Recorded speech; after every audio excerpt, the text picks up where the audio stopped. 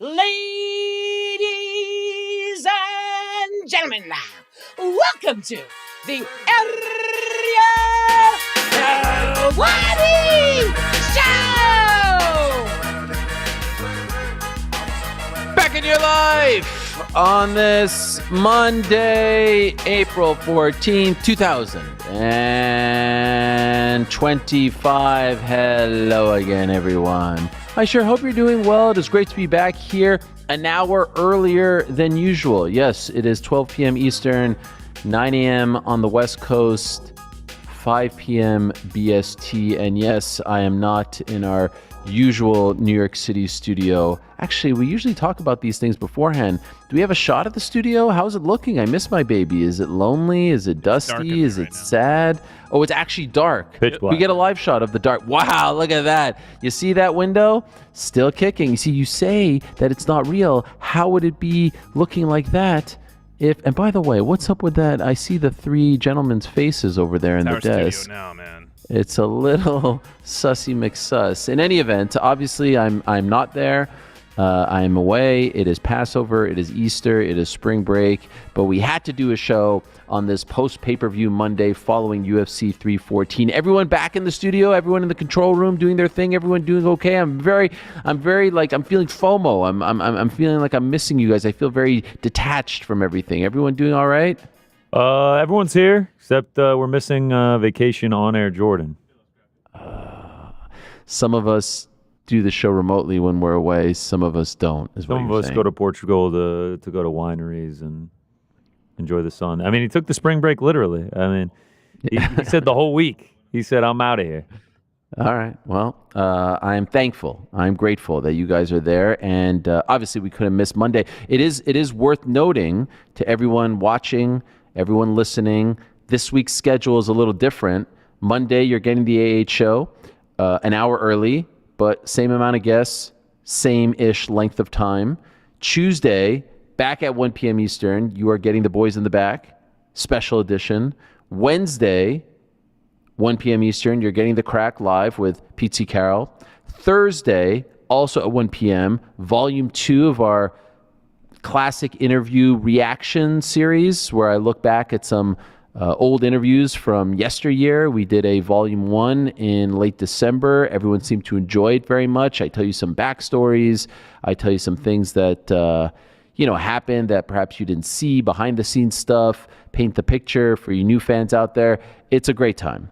And so that'll be on Thursday. And then on Friday at 1 p.m. Eastern, we'll have a WrestleMania 41 roundtable with the Uncrowned Wrestling crew, who've been doing a tremendous job over the past few months. Looking forward to that very much. So we'll still have shows for you, still have a ton of content all week long, just a bit of a different format, different schedule, if you will, and then back to your regular shows next week, Monday, Tuesday, Wednesday, etc., etc. Also, we'll have an Ariel and Ade show tomorrow, but that would just be with Ade over on the DAZN Boxing channel. So there's still a ton of content.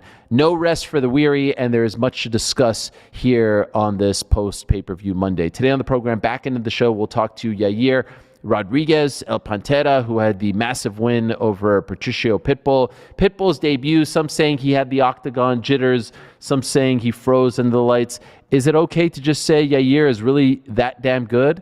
And he was the better fighter on the night. And that's that. I personally think that Pitbull is a little too old to be affected by that sort of thing. He's fought in Japan. He's fought all over the world. He's fought, obviously, all over the United States. I don't think it was an octagon jitters thing. I think it's Yair just being a bad matchup for him. And kudos to Yair for that performance and that win, and we'll talk to him about it all back into the show. Prior to that, we'll be joined by Machado Garry, who, of course, is going to return to action in 12 days' time in Kansas City.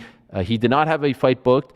Carlos Prates was supposed to fight Jeff Neal on 3/14. Neal injured. They moved Prates to April 26th. Khalil Roundtree versus Jamal Hill off. It's now happening in June in Baku, Azerbaijan. And now we're getting Machado Garry versus Carlos Prates in 12 days in pitiful Kansas City. But it's a great main event, and I'm looking forward to it. So we'll talk to Ian. I do believe his first interview since all that went down. Prior to that, we'll be joined by Dominick Reyes, who had the massive, beautiful knockout win over Nikita Krylov on Saturday. What a story. Now 3 wins in the past calendar year for a guy who was oh so close to becoming UFC light heavyweight champion. Look at him now. He fell on some hard times. I believe 4 losses in a row, took some time off, and now he's won 3 in a row and very much in the title picture once again at 205. 1240 will be joined by John Silva. What a win. What a moment. What a performance. What a star he has become. He'll join us to talk about the win over Bryce Mitchell. Let's talk 314, though. Let's talk about what some of the individuals on that roster of guests did. And we have to start, of course, with the main event. We have to start with Alex Volkanovski. There was so much said going into this fight. And I have to say, there have been times where I sit here on the Monday after a big fight and I say, I'm in awe of the person who wanted the main event. I am in awe of Alex Volkanovski for so many reasons, because it wasn't just about, the 35 and older club. And, the stats are a little bit wonky out there. Here's what we could tell you for sure. No one over the age of 35 has ever won a title fight in the UFC when the title fight was at 155, 145, 135, 125. It's 0 for 16, it's 0 for 17, it's 0 for 15, 14. Do you include the interims? Do you include the BMF? Here's what you need to know. No one has ever done it. This guy's about to turn 36. No one has ever done it. So that's point number 1. Point number 2, he's on a back-to-back losing streak. He had lost his last 2 fights in a row. All right, fine. Remember that. Point number 3, he had not fought in a year. A little over a year. Point number 4, he's fighting against a guy who is obviously younger than him, but is that damn good. Not just any guy who hits really hard, who's coming off an impressive win, a dominant win over a very good fighter in Brian Ortega. No easy task. But the thing that I feel like we don't talk about enough is Alex Volkanovski was not just on a 2-fight losing streak. He didn't just lose 2 close ones. He lost via knockout twice. You change as a fighter. How often do we see someone have a belt for a long time, get knocked out, and then thus begins the decline, especially when you're mid-30s and up? Oh, and then you look back, you're like, man, how did that happen? You look at BJ Penn. He loses that close one to Frankie Edgar. He's never able to get back to where he once was. Anderson Silva was never able to get back where he once was. It happens time and again. And sure, there are, there are examples of the opposite, but time and again we have seen people in their mid to late 30s lose the belt, and then after a while you look at the resume and they're like, where did that 4-5 fight losing streak come from? And Volk was en route to going down that path. Looked to be in amazing shape, looked to be saying all the right things. I love how self-aware he is afterwards, talking about the fact that, like, hey, I was saying to myself, I need to do this for my daughters. I need to bring the belt home for my daughters. And then right before the fight, he said in the post-fight press conference, you know what? I'm not going to think like that anymore. I just need to show them that I can come back. I just need to show them that you can fall, you could trip, you could be down and out, but then you can work your way back up. And he did that. From the moment he stepped in the ring, he did that regardless of the result. He has nothing left to prove to anyone. But he wanted to prove that he wasn't the guy who lost to Islam in October of 23, the guy who lost to Ilya. The only thing that could have made this story better was if he fought Ilya. For Volk, that is. But other than that, it's one of the greatest things that we have ever seen in the UFC. There have been some great moments. Randy Couture coming back to beat Tim Sylvia. George St. Pierre coming back to beat Michael Bisping. Guys have been out for a long time. But those, you could count those moments on one hand. Alex Volkanovski and what he did on Saturday is truly one of the greatest, most impressive, one of the most inspiring feats that we've ever seen in the UFC. We don't talk about this man enough. And this was a guy who early on in his career was just kind of there, had a bit of a vanilla personality, wasn't connecting with the audience. Is he truly as good as he thinks he is? Is he truly going to be one of the greats? Is he someone that they can build around? Is he someone that could headline? Is he someone that could take the UFC back to Australia? And what I loved so much about his story was he forced their hand. He wanted to be the backup fighter at 145. He goes to Edmonton. He wants to be the backup fighter at 155. He goes to Abu Dhabi. He always bet on himself. He always ignored the noise. He always made things happen. Impressive. Beyond impressive. sometimes the internet is gonna it's gonna get a little wonky here. I'm on Wi-Fi. We're okay though, right? I'm looking at myself. Okay. We're okay. Everything's good. Yeah. We work through the kinks. I mean, I could see myself, so you don't have to do the everything is good thing. So it's tough. But Oh man, it's good. I thought you developed a speech impediment. well, no, don't do this. It's good bullshit. I hate when you guys do that. Wait, you just heard that? It's just good. I said that like 15 seconds ago. Oh no. Wait, by the way, why are the words not matching your mouth right now? Oh Lord, they're matching on our end. No, I'm kidding. I'm kidding. I see. You can do it. I can do it too. I have to yell in.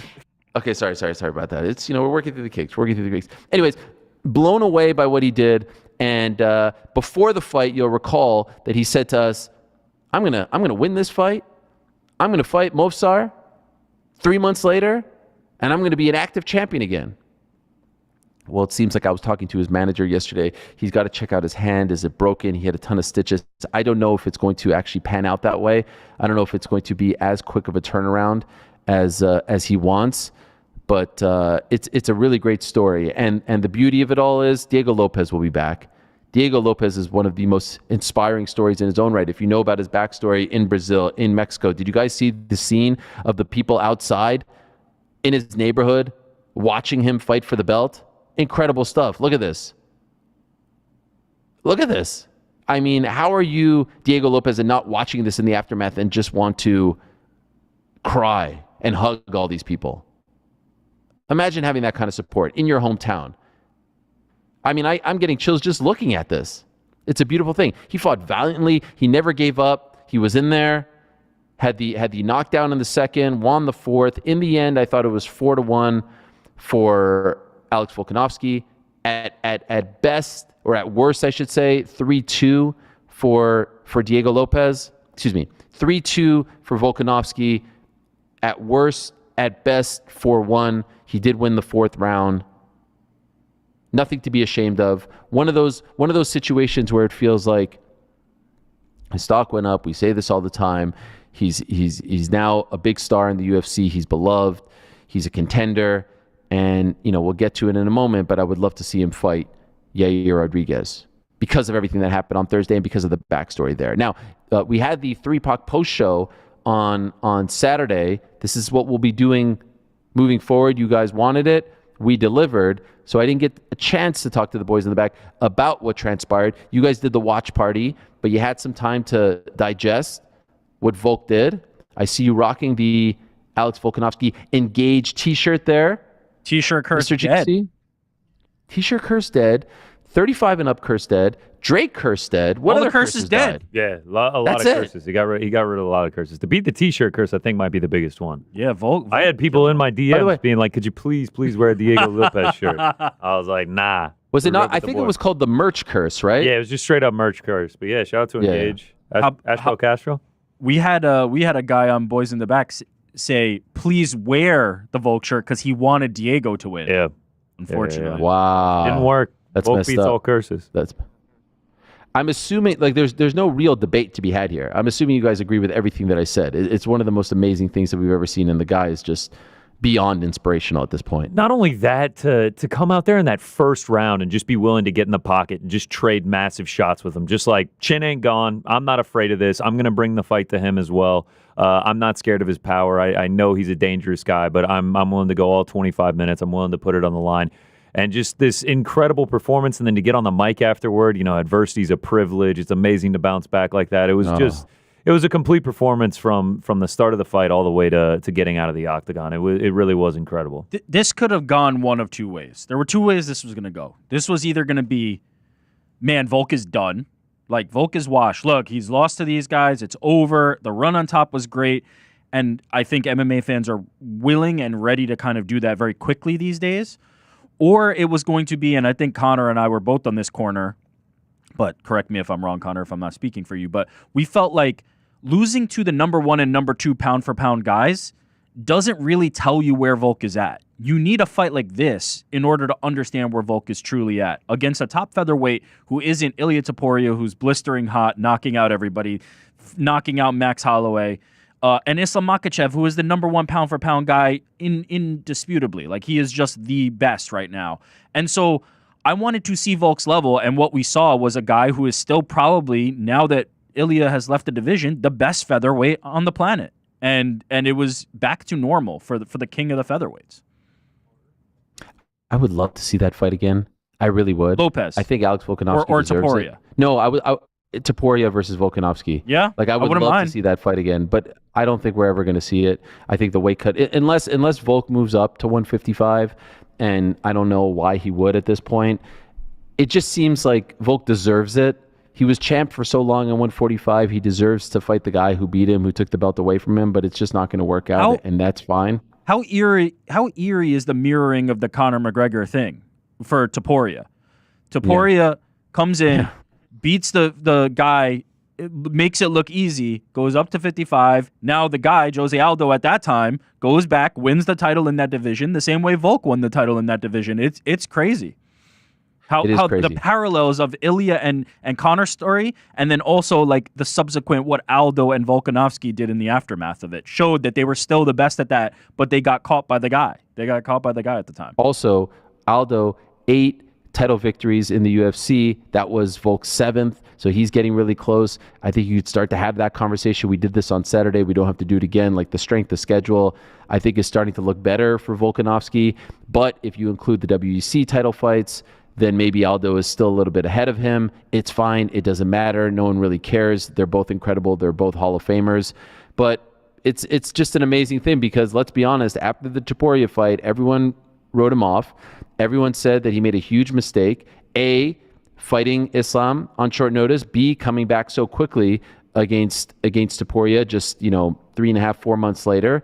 Takes the year off. Starts talking about, should I come back? Should I not come back? Do I still have it? Retirement, all that stuff. And usually, and that's another thing I didn't mention at the top. Usually, how many times have we heard guys talk about that before a fight, and then they show up and they lose, and then they retire? Like usually and Dana talks about this all the time too. Usually when you say, I'm starting to consider, my foot is out the door, it might be the end, I'm having thoughts, I'm having doubts, it is the beginning of the end. And he looked nothing like a guy who was at the beginning of the end. He looked shredded. He looked amazing in the first round. He looked great in the second round until the very end, rebounded very nicely in the third, finished strong in the fifth, was smart enough. The one thing we don't talk about Volk, tremendous fight IQ, did not engage in the final 15 or so seconds when Lopez tried to do the Max Holloway thing almost exactly a year to the day of UFC 300 when he did it against Justin Gaethje. It was just a virtuoso performance. And Engage has a shirt. They have a Volk shirt, which they sent to me. I think you have it as well, GC. Earn, not given. It's a Volk shirt. Adversity is a privilege. Is like that. It's right there. Adversity is a privilege. Boom, no, they've already made it. They've already made it. You can buy it right now. Yeah, you can buy it on the Engage website right now. Adversity is a privilege with a picture of him on the back. Yeah, they got right on that. And it's like only available for like 48 hours or something like that. Yeah, they stay on top of it. Brilliant. Now, do we all agree it's going to be Movsar? It has to be Movsar, right? And his coach seems to be signaling toward that. I guess that's it. Feels like that's the one. I mean, he's on a 9-fight winning streak, albeit all by decision. But I think Yair is really pushing for this fight in Mexico. But I just don't think if he's already lost to Volk. He got finished by Volk. He's on a 1-fight winning streak. I think meritocracy needs to reign here, and you need to give it to Mo. Also, for what it's worth, Volk doesn't seem to want to wait till like a September range. I know. Anyway. I love it. He gets the belt back. He's like, I'm ready for July, October. Fighter of the year. Here I come. He's crazy. I mean, comeback fight of the year, no doubt, if it continues this way. No, it has to be Movsar. I said on Saturday I thought they were going to go back to Australia, but it sounds like it might be a fight night, not a pay-per-view, so that wouldn't make any sense. I don't think Volk needs to go to enemy territory if he wants to. God bless him. But, I mean, Movsar's right there. The winning streak speaks for itself. The wins, the people that he has beaten speak for themselves. That has to be the fight, and that's a tough matchup for Volk. But I think he's game. Like I don't think Movsar is going to beat him up on his feet. Obviously, in the grappling department and the wrestling department, he's incredible. He's relentless. He's very, very good. But I don't even know. Are there even odds for this? What are people saying? Are people saying that Movsar is going to steamroll him? You know what? Give me 2 seconds. I saw they did release a hypothetical odds. I didn't see anything. I'm sure there are some people who think, but like this is an intriguing matchup. It's an intriguing matchup. If anybody thinks that he's going to get steamrolled by anybody at this point, I minus 160 Volk. Yeah, Movsar plus 140. I'm cool with that. Diego Lopez minus 280. Yair Rodriguez plus 240. Really? Yeah. Interesting. I'm a little surprised. I think by that's that a line. great co-main for the Guadalajara card. It's the perfect co-main. Yeah. It's like beyond perfect. There's the whole history there. There's the backstory. One of the guys, Marco Beltran, who's at the center of all this, did an interview with Tarzan TV MMA, I do believe, and Andy, who's turned into not just one of the best TDs in the history of the internet, also one of the best interpreters and translators in the history of the internet, translated the whole thing for us. It's a little lengthy here. I could give you a bit of the backstory because, on Thursday, they had the back and forth at the presser. It was incredible stuff. Shout out to Fabiano, who did an amazing job of trying to translate everything that was going on. And it was wild stuff. But basically, as it has come out afterwards, it seems like, and correct me if I'm misinterpreting this, it seems like Yair is upset because he feels like Diego and another member of the team jumped Yair's teammate. And he also doesn't like the fact that he's representing, to a degree, Mexico while he's Brazilian and he's 100% Mexican. And there's a whole backstory there, which maybe at some point I can read through this because she did an incredible job of translating it all. But there's like a deep tie, which they could tell in a countdown or an embedded. To your point, it's the perfect co-main for a Noche UFC because it like Mexico is a part of it. There are ties to Mexico. The country is a part of the storyline, which, what's better than that? It's Mexico versus Brazil, but obviously Lopez now has his roots in Mexico and has trained the likes of Alexa Grasso and the whole team over there, works as a trainer still till this day. So yeah, I would love to see that. And I think he'll be just fine. He has fought in 5-round fights before. I know the broadcast was saying otherwise. Obviously, this was his first big fight in the UFC on that type of stage, but Diego Lopez will be back, and he's a great story too, taking that fight on short notice against Movsar. Look how far he has come. I mean, the cardio looked great over the 5 rounds. A lot of people were worried he was going to fall off a cliff, and he never gave up, like you said. At the end, he's calling Volk, obviously trying to bait him into potentially getting a finish, but he stayed moving forward the entire 25 minutes. I was very impressed with Diego as well. Okay, wait a second. We have some breaking news here, guys. Oh, Whoa. This is from editor-in-chief extraordinaire Shaheen Al-Shadi, who tells me that the uncrowned pound-for-pound rankings have just been released. Oh. And I'm looking at these very quickly. This has to be a mistake. Wow. There is no chance. Wow.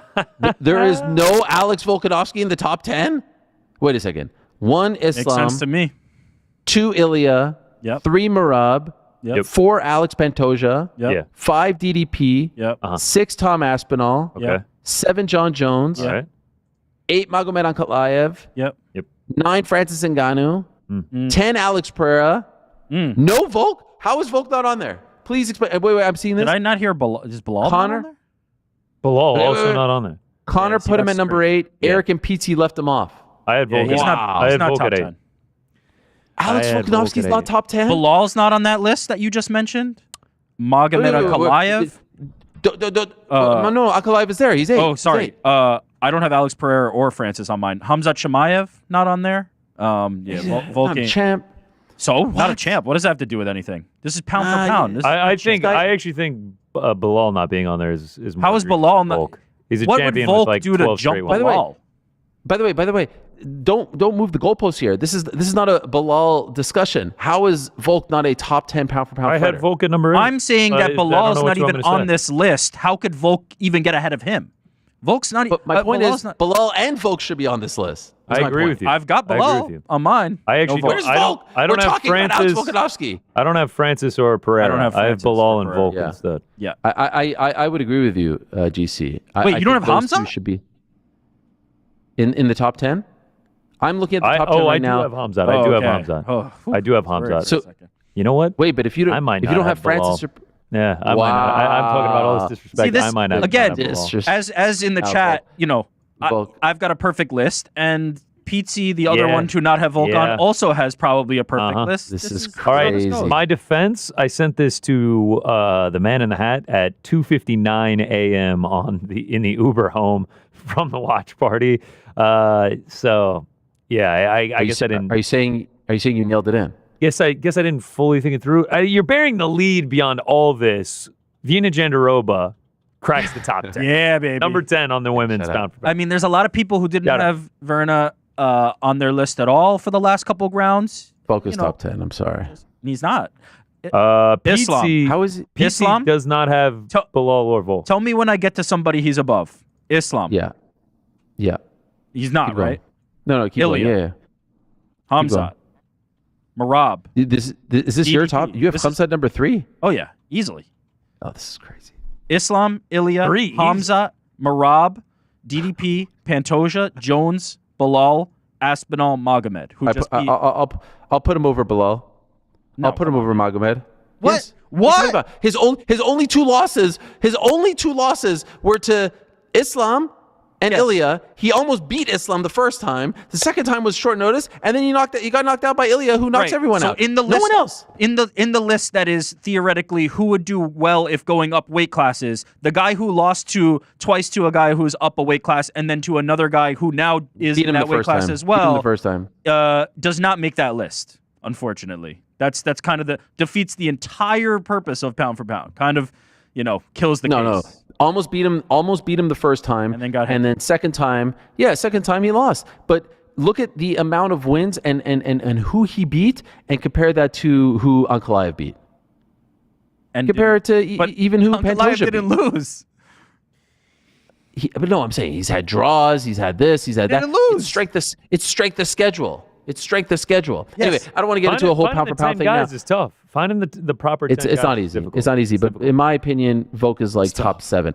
Anyway, Top 7? I want to talk about Paddy Pimblett, because he deserves all his flowers as well, and he's finally getting them, because it seems as though we have finally moved past the he just has a cool haircut or a funny haircut and a cool accent, a funny accent, and I hate to say it, but if you watch this program or our former program, we've been on this train since 2017. We were telling you. That was part of the package. He was never a gimmick fighter. He was never an influencer fighter. He was never someone who didn't deserve the attention that he was receiving overseas. And now you're finally starting to see it. And I do see afterwards, he beat a guy who was 2-6 down the UFC. Bullshit. You don't do that to Michael Chandler and not deserve your spot. And then it wasn't just the performance and how strong he looked and how big he looked and the game plan, attacking the legs and how vicious he was, and the blood and the ground and pound and the elbows and everything he did. It was a flawless performance, and it was a flawless post-fight performance as well. Because what's been the knock on him? They protect him, right? They're moving him up. They're protecting him.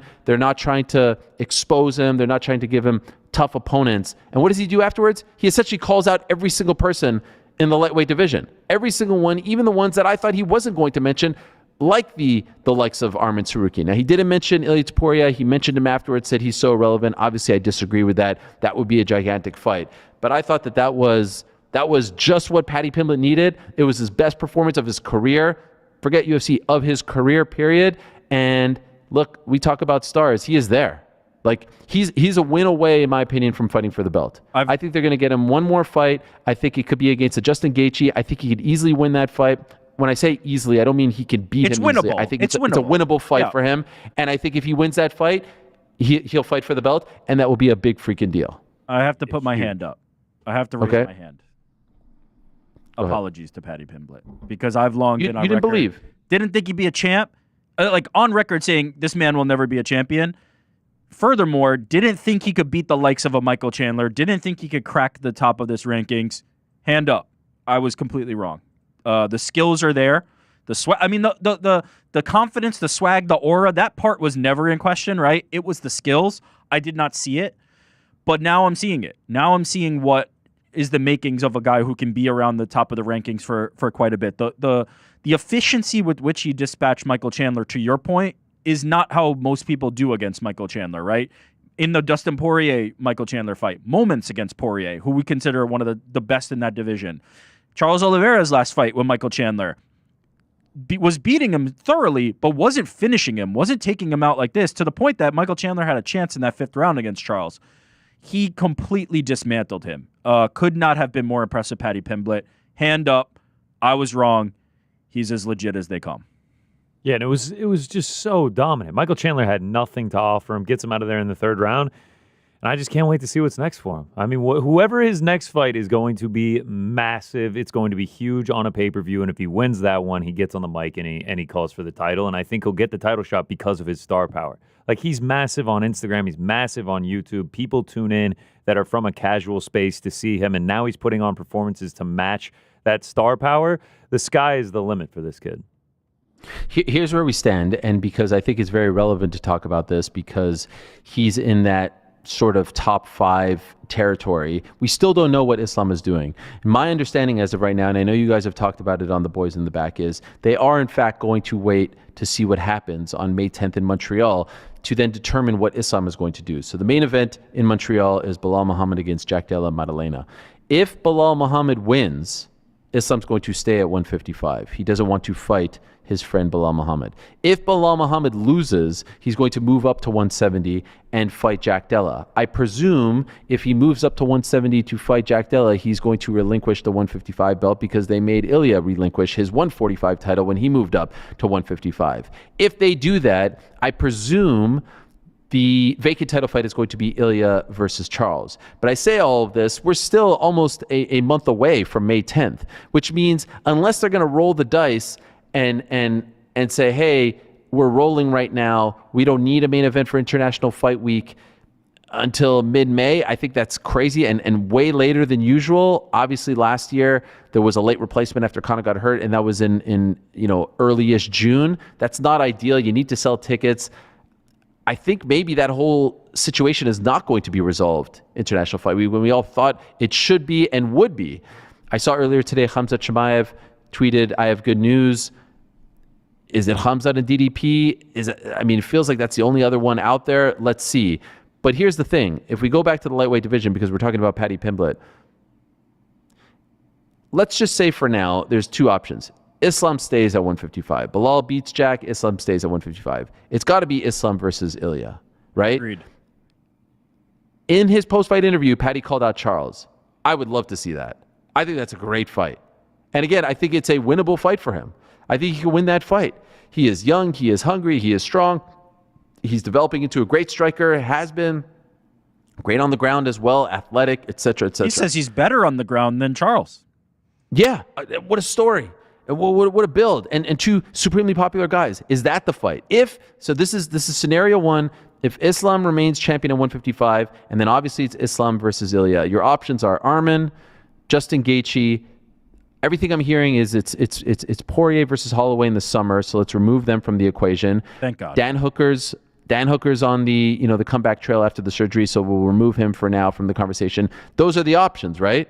At one time, I wanted to see the Moicano fight, but I feel like at least for now, Paddy has kind of moved past him a little bit. No, he has. So he's moved past. All 3 of those, in my opinion, are incredible options. You have this rivalry between Paddy and Arman, him basically being like he's been gifted everything in his life. He's a posh boy. I'll go and beat him. Like, they have this great rivalry. That's a beautiful fight. Him versus Charles, just 2 stars. It'll be an incredible build. He's saying he's better on the ground. He's a better submission artist than Charles. And then Gaethje, another star in himself. It'll deliver a wildly exciting fight. All 3 are winning scenarios for Paddy Pimblett. On Saturday night, Paddy Pimblett solved this lightweight kind of logjam that had all been happening here. Islam versus Ilya, Charles versus Paddy, Gaethje versus Arman. It's perfect. Let's do it. Gaethje versus Arman, Islam versus Ilya. Now, but wait a second. What if Ilya? What if Islam moves up? No, then all bets are off. Who knows? Paddy versus Ilya for the vacant title. Hand sanitizer boy. But by the way, Charles versus gigantic mega fight for the UFC, right? Mega. Could you imagine the build? Do you think Mega Dega? Imagine if Paddy handed Ilya his first loss. I know. Superstar. I know it will feel superstar. I know it will feel big, but is it big? Is it truly bigger, pay-per-view wise, putting your money down than Charles versus Ilya? I don't think so. I think that's still a bigger fight. Yeah, Charles is such a star. Charles is a star. Paddy gets that casual engagement. We get confused and we try to fast track some of this. Paddy Pimblett has not been a pay-per-view headliner. Like, it is not guaranteed. I know, he has the Instagram followers, he has the support, he is very good. it's not there in the way that Charles is there yet. I'm thinking Charles is still a bigger fight. No one, by the way, has a wider array of insults than Paddy Pimblett. You ever notice, like, lizard, maggot, sausage? Like, he just they're great. He just throws them out. Yeah, he's got so many. I mean, Lord knows I've been called half of those and more. And then, of course, Colby Covington's in the mix too. Is he in the mix? Into a little is he in the there. mix? I think Colby Covington's in the mix for the 155 title. Get him in there against Paddy. Oh, Jesus. That's the one. That's the money fight. No, I guess we could all agree though. He is in the conversation with those guys. He wasn't in that conversation 7 days ago. No, he entered that conversation on Saturday, and it helps because there was an odd man out, and he has solved that problem for them potentially. No, it's an incredible scenario for the UFC. You have this guy who we keep talking about starving for a star. Paddy Pimblett could be that star. Ilya. What does Chandler do? That superstar, man. Fun scrap. It's tough. Pitbull goes up to 155. They rematch. Ooh. The thing is, we've seen it. Like, I want to see them fresh matchups. Fresh opponents. What does Chandler do? We're 2-6 in the UFC now. Hey, it's Eric. How are you? 2-7 in the UFC now. 2-7 in the UFC now. I mean, is a Grant Dawson too far back? Yay. Gamrot looking for a fight? 365, we had a poster for Michael Chandler, Conor McGregor. Now we're talking about Grant Dawson in the Apex. I'm just saying. Listen, now we're talking about Grant Dawson on UFC not Vegas 109. No, not at the Apex. Please, God, no! Don't do that to Mike. He has been through enough. I'm just throwing out names because I know Benoit is booked, and obviously he's going to need some time off. So Benoit could fight, and then winner of Benoit. Winner of Benoit, Joel Alvarez? I don't hate that. Joel Alvarez keeps getting finishes, man. Why the winner? Why the winner? Shouldn't it be the loser? Or is it because he's a bigger name? Yeah, so because he's a bigger name. Should be the prize. That's at the bottom end of the lightweight rankings. That's like 12 versus 13 or something. But I mean, Joel Alvarez. What about Gamrot? Finishes. Gamrot is always looking for a fight. He's down for anyone. That's not bad. But probably at this point, Chandler's going to need some time off. Take some time off. Figure it out, I guess. I am struggling to think of what's next for him. He's obviously going to keep fighting. People are going to obviously watch, but I just don't know what's next. Your heart breaks for him because he had the payday, he had the fight. He wins that fight against Conor. Everything changes. Man. Everything's different. Oh man, he's set for life. I wish we could peer down the timeline where International Fight Week last year happens and it's Chandler versus Conor and he wins that fight and see where sliding he's at. Doors. Yeah. It's like that movie, Sliding Doors. Gwyneth Paltrow. Is it Gwyneth Paltrow? Yeah. Shout out to GP, legend. Frank, is it Gwyneth Paltrow, Sliding Doors? Yep. Have you seen that one, Frankie? Absolutely. No. He doesn't even know what I'm talking about. By the way, Rick's having a great time back there. I'm telling you, man. Chatty Cathy over here. He is just like, how's your day going? What's for lunch? Is that sweet greens? I love sweet greens. Just like, all right, Rick. Just frame him up. Yeah. Shout out to Paddy Pimblett. Great win for him. I am happy for him. I know others would say or would be surprised to hear me say that. I am happy for him, and I know he has come a long way, and it's cool to see him get this type of shine. Yair Rodriguez with the unanimous decision win over Patricio Pitbull. We will talk to Yair about that win, a hard-fought victory, a very impressive victory. John Silva and Bryce Mitchell, what a performance that was. What a win. I mean, they have another superstar on their hands with John Silva. What a guy. I mean, just like he called his shot. He asked for the fight after the whole Bryce Ark Insanity podcast situation. And he went out there and just steamrolled him and choked him out with a ninja choke and almost had him in a guillotine choke in the first round. And that's just the second time that Bryce Mitchell, whose grappling is his bread and butter, just the second time he's been submitted. The first time was against Ilia Topuria. Well on his way is John Silva. And that team, all they do is win. What a fun time they are. What a vibe they are. Caio Borralho saying on Friday that Nasruddin Imavov turned down a fight against him. That was the fight to make. Hopefully that doesn't actually play out that way because I would love to see that fight. But anyway, John Silva, performance bonus for him as well. A guy who didn't get a performance bonus was Dominick Reyes, and I think a lot of his fans were upset about that. He beat Nikita Krylov with a beautiful, brilliant left hook. Shades of Conor McGregor and Jose Aldo back in the day. Moving backwards. Beautiful stuff. And now he has won 3 in a row. And he's all the way back, as I said on Saturday, all the way back from the depths of despair. 4 in a row, 4 losses in a row, the title loss to John Jones. What a great story. Newly married. Dan Ige beat Sean Woodson and was en route to beating Sean Woodson, but the stoppage was not a fair one. The stoppage was too early. It was not a good one by the referee, Aaron Glenn. Unfortunate, and you could say it was elementary at that point. Who knows? But that was not a good stoppage. It was too soon. Virna Jandiroba, the aforementioned, beat Yan Xiaonan. Very much the number 1 contender, in my opinion, at 115. But does she fight Zhang Weili? Is Zhang Weili, is her next fight going to be against Virna? I have my doubts, because if Valentina wins in May, they want to make that fight. But she has put herself there, so shout out to her. Chase Hooper had to work very hard to beat Jim Miller. Jim's, his old man strength, his veteran IQ, savvy in all facets of the game. He made him work, but in the end, it was another impressive win for Chase Hooper, who has won 5 in a row and has really come into his own. Good for him.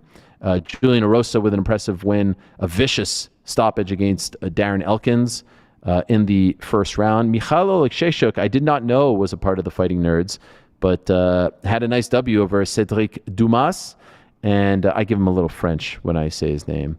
Another first round stoppage. The prelims were very fun. Sumer Derji beat Mitroposo via split decision. That was a little controversial. Marco Tulio had a great win over Tresean Gore, and afterwards credited his work with Ian Machado Garry. He won in the second round. An impressive win for Marco Tulio. And Nora Cornol beat Haley Cowan via rear naked choke in the first round. An impressive win for her. She improves now to 9-2. So overall, I thought a fun affair. Interestingly enough, UFC 299, that's Sean O'Malley versus Chito Vera, $14.1 million gate. That's still number 1. Number 2, Izzy Pereira. I think that was 287 2 years ago, and this was number 3.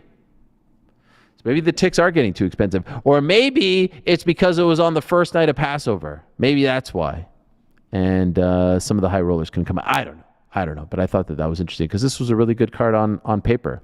In addition to all of that, they did announce that Amanda Nunes is going into the UFC Hall of Fame later this summer, June the 26th, I do believe.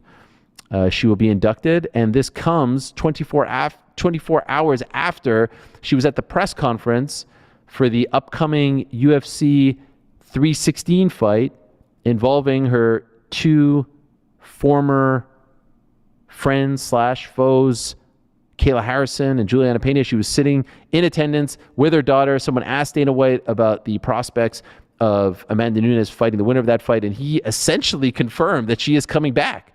So that's on Friday. On Saturday, they announced that she's going into the Hall of Fame. It's not the same rules as the Baseball Hall of Fame or the Basketball Hall of Fame, Football Hall of Fame. There's no 4-year period and all that stuff, but it does seem like she's coming back. She also shook her head a bunch of times, and that's great, because now the stakes have been raised for that fight between Kayla Harrison and Juliana Pena, and she seemed extremely emotional. It was a beautiful scene.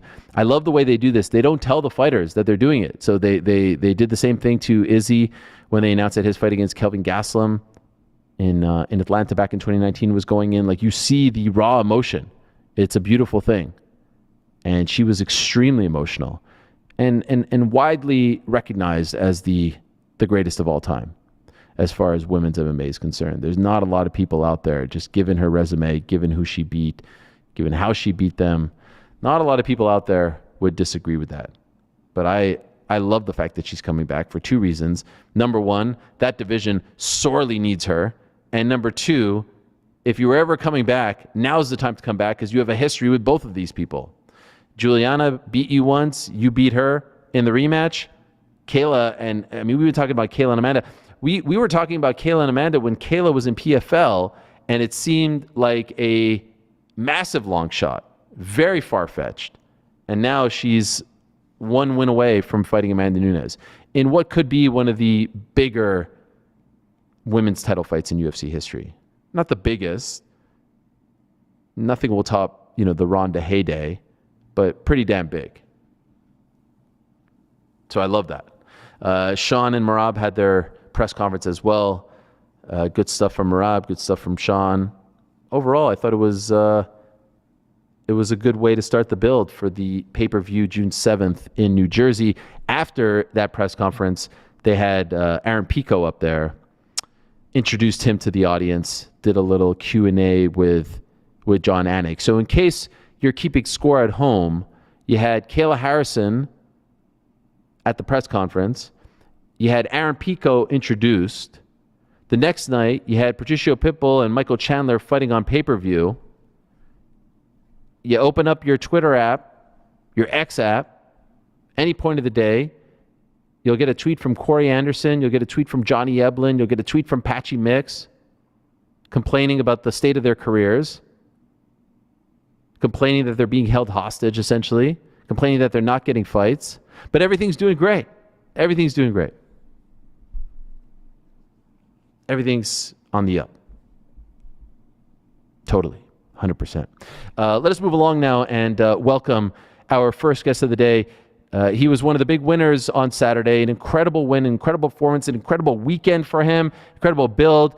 He talked the talk, he walked the walk, and he's now just the second person to submit Bryce Mitchell, and he did it with an impressive ninja choke, and he's now turning into one of the biggest stars in the UFC as well. He is beloved.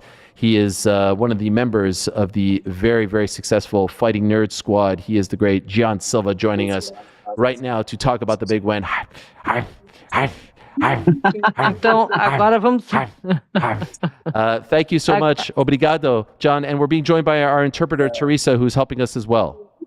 Nós temos nosso intérprete agora e vamos passar agora para o João da Silva, que teve um fantástico weekend com adversários incríveis, que não só disse que faria, mas fez. Ele foi até o final e foi a segunda pessoa que conseguiu finalizar com Bryce Mitchell e com aquele último ninja, e que agora ele é uma pessoa que bastante falada, membro da UFC, membro dos nerds, Fighting Nerds. Aqui temos conosco Jean Lorde da Silva. Fala, galera. Então, pois é, né? Jean Lorde Silva, o cara mais agressivo dessa parada, passando aqui mais uma vez. Para incomodar e falar um pouco aí dos próximos passos aí. Hey, hello everybody. How's everybody? This is Jean Lodge da Silva. I'm here with all of you. Just, yes, of course, now you have to talk about me, and I'm just going to have to talk to you about the next steps. Okay. Well, I want to ask you about Saturday. You were very emotional in the aftermath, John. I saw all the media that you did after. Can you tell us how you're feeling 2 days later about what you accomplished on Saturday? Ei, João, a gente viu que você estava super emocional depois do combate, da luta, que você, falando com a mídia, estava super, super emocional. Como é que você se sente agora, 2 dias passados, e como é que você vê agora seu futuro? Eu acho que a parte da emoção ali é a minha forma de agradecer, né? Quando eu estou ali bem emocionado, é a forma que eu tenho de agradecer por tudo que está acontecendo na minha vida. Acho que é isso, minha emoção é uma forma de agradecimento. Bom, tô bem animado, né, com os próximos passos agora. Vamos ver o que o UFC tem. Eu quero alguém que... Bom, vamos ver. So when I get emotional, it's my way of saying thank you. I get very thankful, and I want to be thankful for everything that's happening in my life. And I am very positive about the next steps. I just want to see. Let's see what the UFC has to offer. John, if you can still hear me, right? João, você me escuta bem? Yes, sim. Muito bem. There were a lot of people. There were a lot of people who were rooting for you, maybe for the first time. if only because they didn't agree with some of the things Bryce Mitchell said recently. Did you feel any type of burden? Did you feel any type of responsibility to beat him, especially the way in which you did, because of maybe the fact that you don't agree with those things and because so many people were backing you because of those things? E a gente viu, João, que dessa vez você tinha um monte de gente torcendo por você, talvez até pela primeira vez. Porque, quem sabe, porque não concordaram com aquilo que o Bryce tem andado falando. Não sei se foi em resposta a isso, se foi em resposta a você ter ganho a luta, ou talvez porque não concordem com o que aconteceu. Qual é a sua resposta a tudo isso, a todo esse cenário?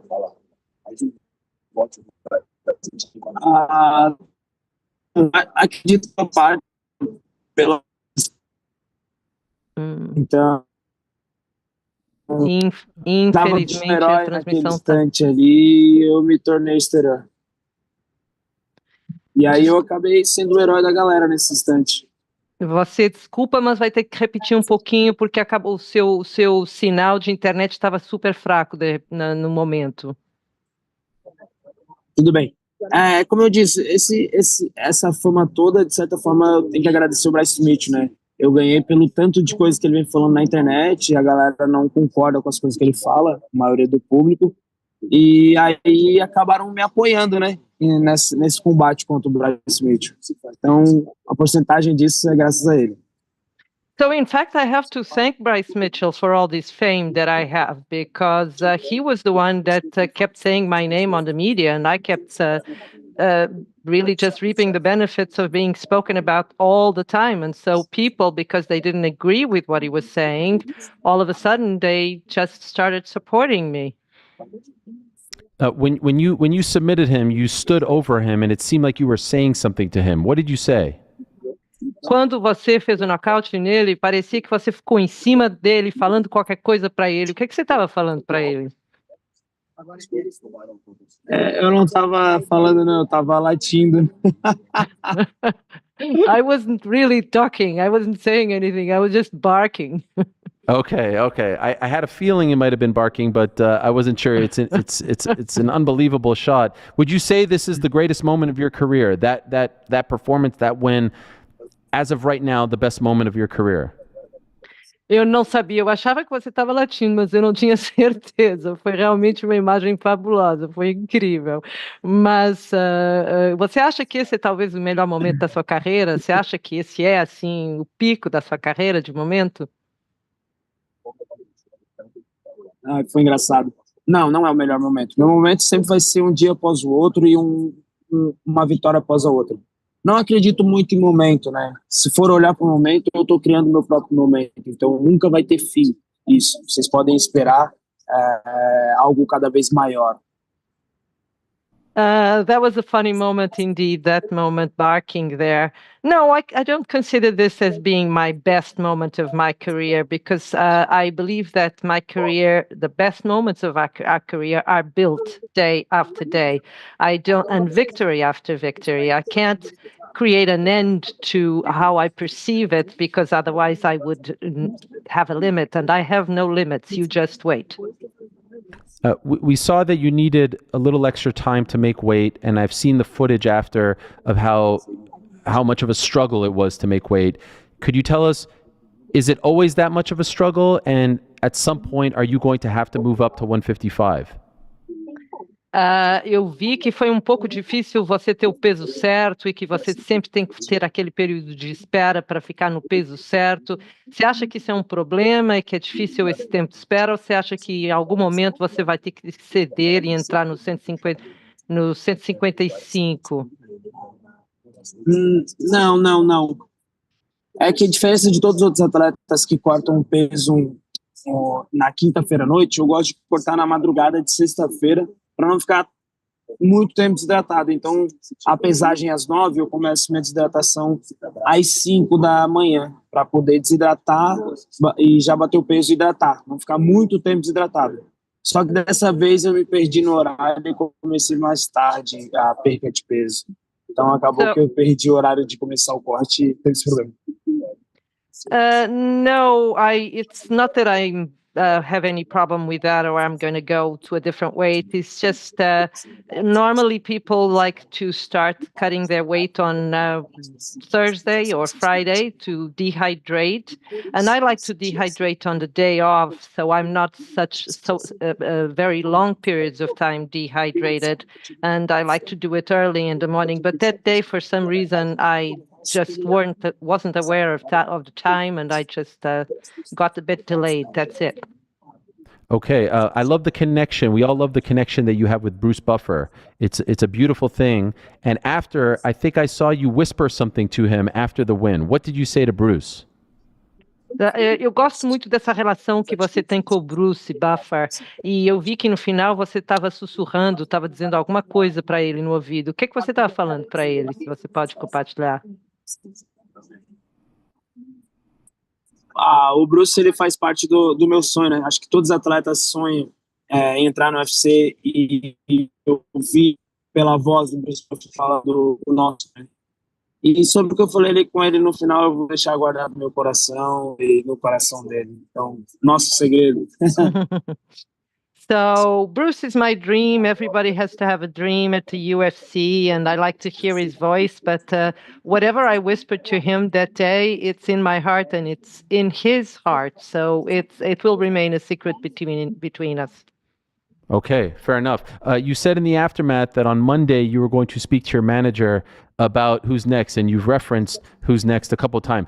Can you tell us, according to John Silva, who is next? Who do you want next? Você falou que ia falar com o seu empresário na segunda-feira sobre quem é que seria o próximo, e quem é que o John Silva quer que seja o próximo? Qual é a sua visão do próximo? Ainda não tive essa reunião, mas, ao meu ver, ou eu vou direto no cinturão, dependendo do que o Hunter querer, do que eles acham necessário, ou alguém que me coloca muito próximo ali, porque se o Bryce Mitchell era o grappling mais difícil da categoria ali, eu mostrei que eu sou o melhor strike, o melhor grappling. Falando mais objetivamente falando, eu sou o melhor delineador. Desculpa, mas você vai ter que repetir o iniciozinho, que a sua internet vai e vem. Você falou que no cinturão? Eu falei que eu quero ou direto pelo cinturão, né? Se o Hunter, o Dana, o Sean Shelby, eles acreditarem que é algo legal pro UFC, pro show, eu quero direto pelo cinturão. Tenho essas credenciais, acredito eu, ou alguém que me coloca próximo ao cinturão. So I think I'd like to aim to go, if they think that's the right thing to do, to go directly to the belt or to get the ranking. I believe I have the credentials, and if this is good for the FC, I'd like to do it. If not, to have somebody that will bring me as close as possible to this goal. So to be clear, you would like to fight the champion, Alex Volkanovski, next? Gostaria de lutar contra o campeão, o Alex Volkanovski, no próximo? Cara, eu me vejo oferecendo uma boa briga contra o Volkanovski, falando sincero, conseguindo esse cinturão via nocaute aí, entre o segundo e o primeiro round. Eu adoro o Volkanovski, mas eu tô criando meu momento e é isso. Yes, I actually believe that between me and Volkanovski, we would have a fantastic fight. I like him very, very much, but I think this would be a good fight for me, and I could probably go for a knockout in the first or second round. Okay, let's see if that happens. Can you clear something up for us? Vamos ver se isso acontece. You want to get married soon, and you want Dana White to pay for the musician at your wedding, and if so, you want him to be your best man? Is this true? And if so, who's the musician? É verdade que você vai casar, que quer casar, e que você quer que o Dana White pague pelo músico, e que ele vai ser seu padrinho e ele paga pelo músico? E se for o caso, quem é esse músico? Não acredito que isso vai acontecer. Então, estou muito feliz, né? O meu sonho, literalmente, é o meu sonho da minha esposa, da gente casar na igreja. Então, esse é o nosso maior sonho. E para realizar esse sonho, a gente tem que ter o Belo, que é um cantor brasileiro. cantando o nosso casamento. E eu fiz essa brincadeira ali, nunca jamais imaginei que isso chegaria até ele dessa forma. E pelo que eu entendi, talvez ele topa ser padrinho do nosso casamento. Mas, poxa, ainda mais se ele vai pagar o belo, pagar o casamento. Já pensou o Dana ser padrinho do meu casamento? Você tá doido? É isso. I don't believe this is going on. Yes, I'm very, very happy, and I would like to marry my wife in church.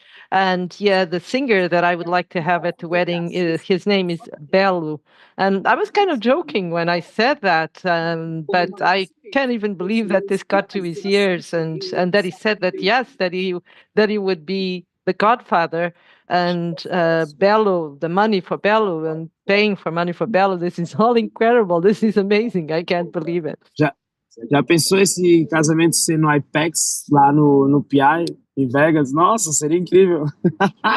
Can you imagine if this marriage would be at the IPEX in Las Vegas? Wow. That would be just out of this world. Would your wife want that as well? I saw her in your corner, so she seems down for anything and very supportive of you. Would she want to get married at the Apex? E a sua esposa gostaria de casar também no Apex? Eu vi que ela está aí do seu lado. Ela apoia tudo que você quer? Ela está de acordo com essa escolha? Amor, vamos casar no IPEX? Lógico. Lógico. But, my love, are we going to get married at the Apex? Of course. Wow. They should stream it for the world. They should put it on like UFC Fight Pass or their YouTube channel. Would you be okay with that so the world can watch? O seu casamento deveria ser feito num streaming para toda a gente ver no YouTube ou na UFC. O que você acha disso? Eu acho incrível. Vamos nessa, eu topo. Acho que o mundo inteiro tem que ver a nossa felicidade, tem que se contagiar com a nossa alegria. Então eu topo. I think that would be unbelievable. I am totally onto that, and I just want the world to see our happiness. I want everybody to feel what we feel and feel the contagion of our love. I definitely want that. Wow, beautiful. Okay, I'll ask you one more question and then let you go because I want you to enjoy your day. How soon do you want to return, if it's you? Só mais uma pergunta para você poder depois. Não, pode fazer mais. Precisa acabar, não. Eu gosto de estar aqui. Aqui tão próximo você quer que seja a sua próxima luta? Quanto tempo você precisa até a próxima? Olha, eu acho muito importante e interessante se essa luta for contra o Volkanovski, porque ele já tweetou, já colocou nas redes sociais dele que ele quer lutar o quanto antes. Então, se ele quiser em 2 meses ali tá defendendo o cinturão dele, eu topo sair na mão com ele em 2 meses para tirar o cinturão dele e a gente fazer essa boa briga aí que o público vai amar ver. Don't worry about the questions. You can ask me any questions you want. I love being here with you. But you. Yes, I find it super important that if this fight is going to be against Volkanovski, and I think that he would like the same thing too, because he's already publishing this on his social media and all his networks. So if we would take maybe 2 months for me to remove his belt, I'm totally in favor of that. To just go ahead and remove his belt, because I think this would be a fabulous fight, and the public would love it. I think a lot of people would se agree. não for interessante pro UFC agora, mas eu queria já ter alguém para lutar daqui a uns 2 meses, sabe? Eu gosto de estar em ação. Eu sou aquele cara que quando eu pegar o cinturão eu vou defender umas 3, 4 vezes no ano se o Dana achar interessante. I completely understand if the UFC doesn't find it the right moment to do it right now, but in 2 months I would find it very important or very adequate for me to remove his belt. And once I defend that belt and get it, I'm the type of fighter who likes to fight it 3 or 4 times if Dana agrees with this. But John, as you know, there's Movsar Evloev out there who has won 9 fights in a row. Why do you think you should get the title fight before him? Como você sabe, tem ainda o Mozart que está aí porque que ganhou 9 lutas seguidas. Por que você acha que deve ir direto para o campeão antes de passar por ele? Eu acredito que o Evoloev, ele tá deixando as oportunidades dele passar. Era para ele estar com o Iron Prico, agora ele saiu da luta, não sei o porquê, mas ele saiu. Então, ele não está mostrando trabalho suficiente para que o UFC veja interesse em ver ele lutar pelo título agora. Só por isso, mas ele é um bom lutador, é um bom atleta, mas eu ofereço outros tipos de lucro para o UFC. Então, eu tenho total certeza que é mais interessante ver eu lutando pelo um title shot aí do que o Evoloev. I don't know. I understand Mozart Evloev, but he's missing a lot of opportunities. He actually got out of the fights, and I don't think he's offering sufficient opportunities to UFC for the title. He's a very good athlete, and I very much would like to fight with him. But I think I present to the UFC more profitable opportunities for the future. So I think I could go directly to Volkanovski. And what about the ninja choke? Is that something you work on a lot, or is that something that just kind of came to you in the moment? E aquele ninja que você fez no final, foi uma coisa que você faz muito ou aquilo chegou na hora e você na hora decidiu fazer?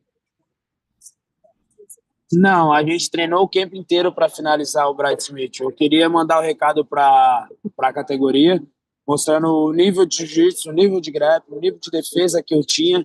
Quem pede já sabem que meu nível é acima de todos eles. Então eu queria mostrar que o meu grappling está acima de qualquer um ali da categoria. Então a gente treinou essa finalização. O meu mestre Flávio Álvaro treinou comigo 2 meses só essa finalização para a gente chegar lá e finalizar exatamente assim. No. In fact, we actually trained this knockout a lot. We trained for about 2 months to do this submission exactly like that. And we trained because we needed to have this submission with Bryce Mitchell. I wanted to show my jiu-jitsu, my grappling. I wanted to show that all my skills are above all those other levels. And so this is exactly the way I wanted the submission to be. And I trained for that for 2 months. When I watch you, John, you remind me of a smaller version of Vanderlei Silva. The way you fight, the way you look, even the tattoos, you look just like him to me. And it's amazing to see all these years later. Have you ever met him? Do you have any type of relationship with him? Eu, quando vejo você e olho para você, você me lembra, eu fico lembrado do Vanderlei Silva, do jeito que você é, as suas tatuagens, tudo isso. Você tem alguma relação com ele? Você consegue imaginar o que é que eu estou falando para você quando eu falo que você me lembra dele? Eu tenho certeza que eu sou o Vanderlei 2.0, né, da atualidade. Eu me considero isso, então quero ainda ser amigo dele, espero poder encontrar ele algum dia, a gente sermos amigos pessoais, para que ele possa me passar cada vez mais experiência para levar para dentro do octógono. I believe for sure that I am Vanderlei Silva 2.0. I do believe this, and I still want to be his friend, his personal friend, one of these days. And we'd really very much like to share experiences and absorb all the experiences he wants to share, so I can bring them in to my art. And I saw you got to meet Kaká as well. Were you a fan of his? Was that a cool experience for you? Eu vi que você conheceu o Kaká também. Você torce por ele? Como é que foi essa experiência de conhecê-lo? Meu Deus, nem fala. Eu tô vivendo um sonho, né? Meu sonho era estar aparecendo aqui nessa câmera falando com vocês. Hoje eu tô aqui. Olha que isso. E ontem eu conheci o Kaká. Então, tipo, Deus está abençoando demais a minha vida. Eu não tem como descrever nem em palavras, nem em outra forma o sentimento que eu tô tendo agora nesse momento, o que eu tive ontem. Eu simplesmente só quero viver, sabe? Tá sendo tão bom, então só quero viver. Oh my God, this is just a dream. One of my dreams was Tô em Miami, olha isso, que loucura. This is a total dream for me. I wanted to be on camera here with you, and today I'm here on camera with you. Yesterday I got to meet Kaká. I don't know. It's God is blessing me greatly. I have no words to describe these feelings. What I feel now, what I felt yesterday. I just want to live it. I want to live it. I want to live it all. Can you believe it? I'm in Miami. Look at me. I'm in Miami. Amazing. Well, enjoy it. Parabéns. Well done. It's Wow. so much fun to watch you fight.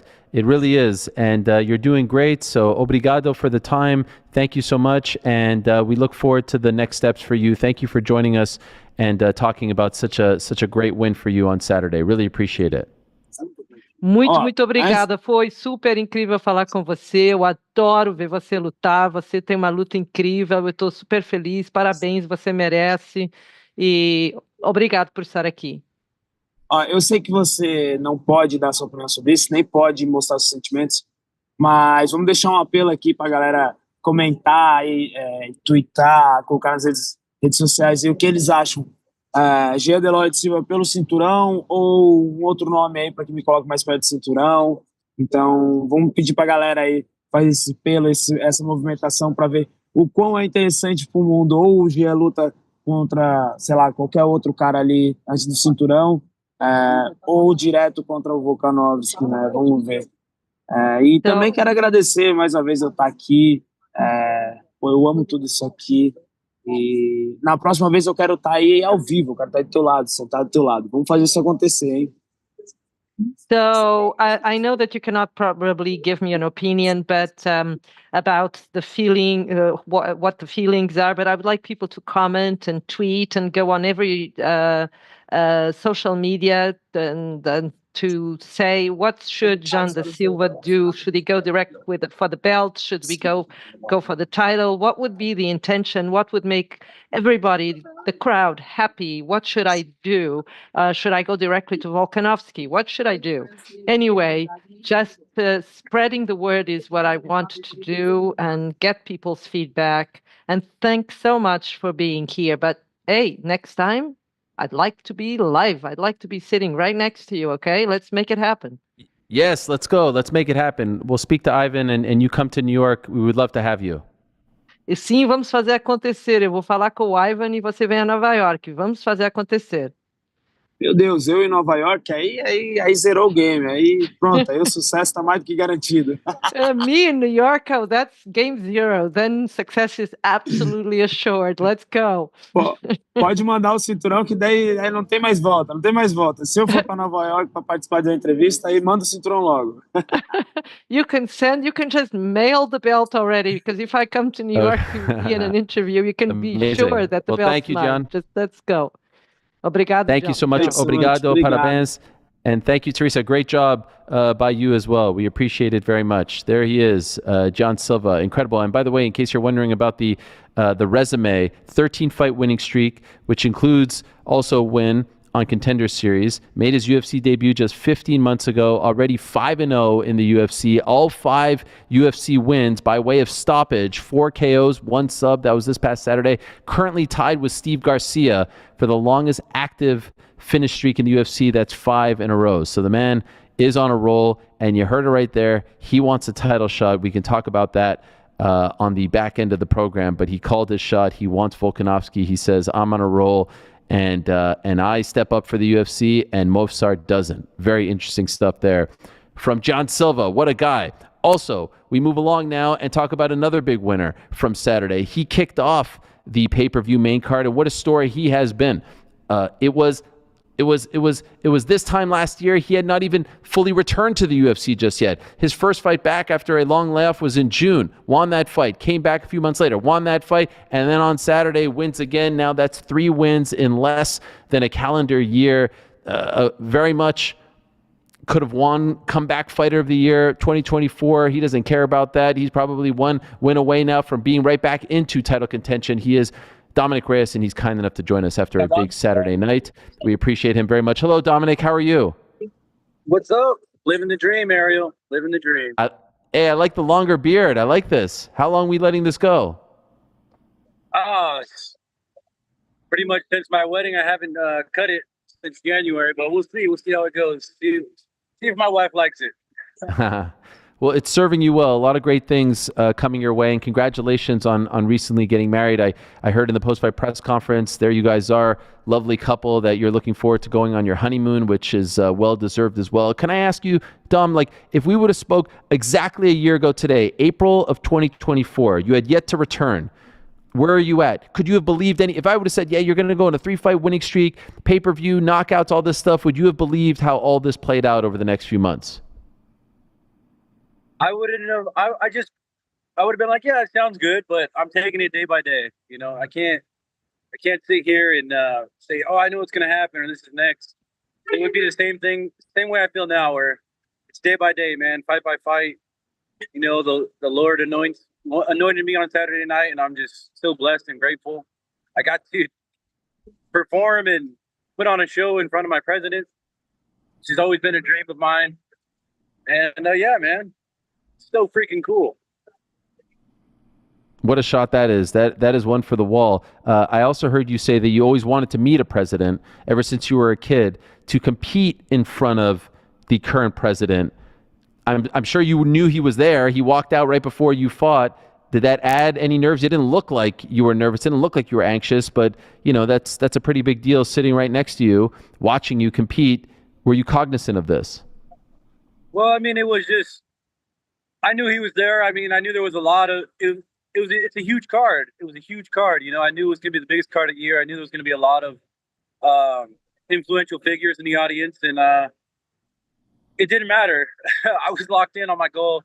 I had my team with me. I had my family with me, and I'm ready to go, man. Like, all the work, all the sacrifice, it's all paying off, and it's really cool when what you're doing and all your preparations are working, and you don't have to make changes. I don't have to go out there and do all kinds of things differently. I'm just continuing what I'm doing, and it's working. So I'm blessed.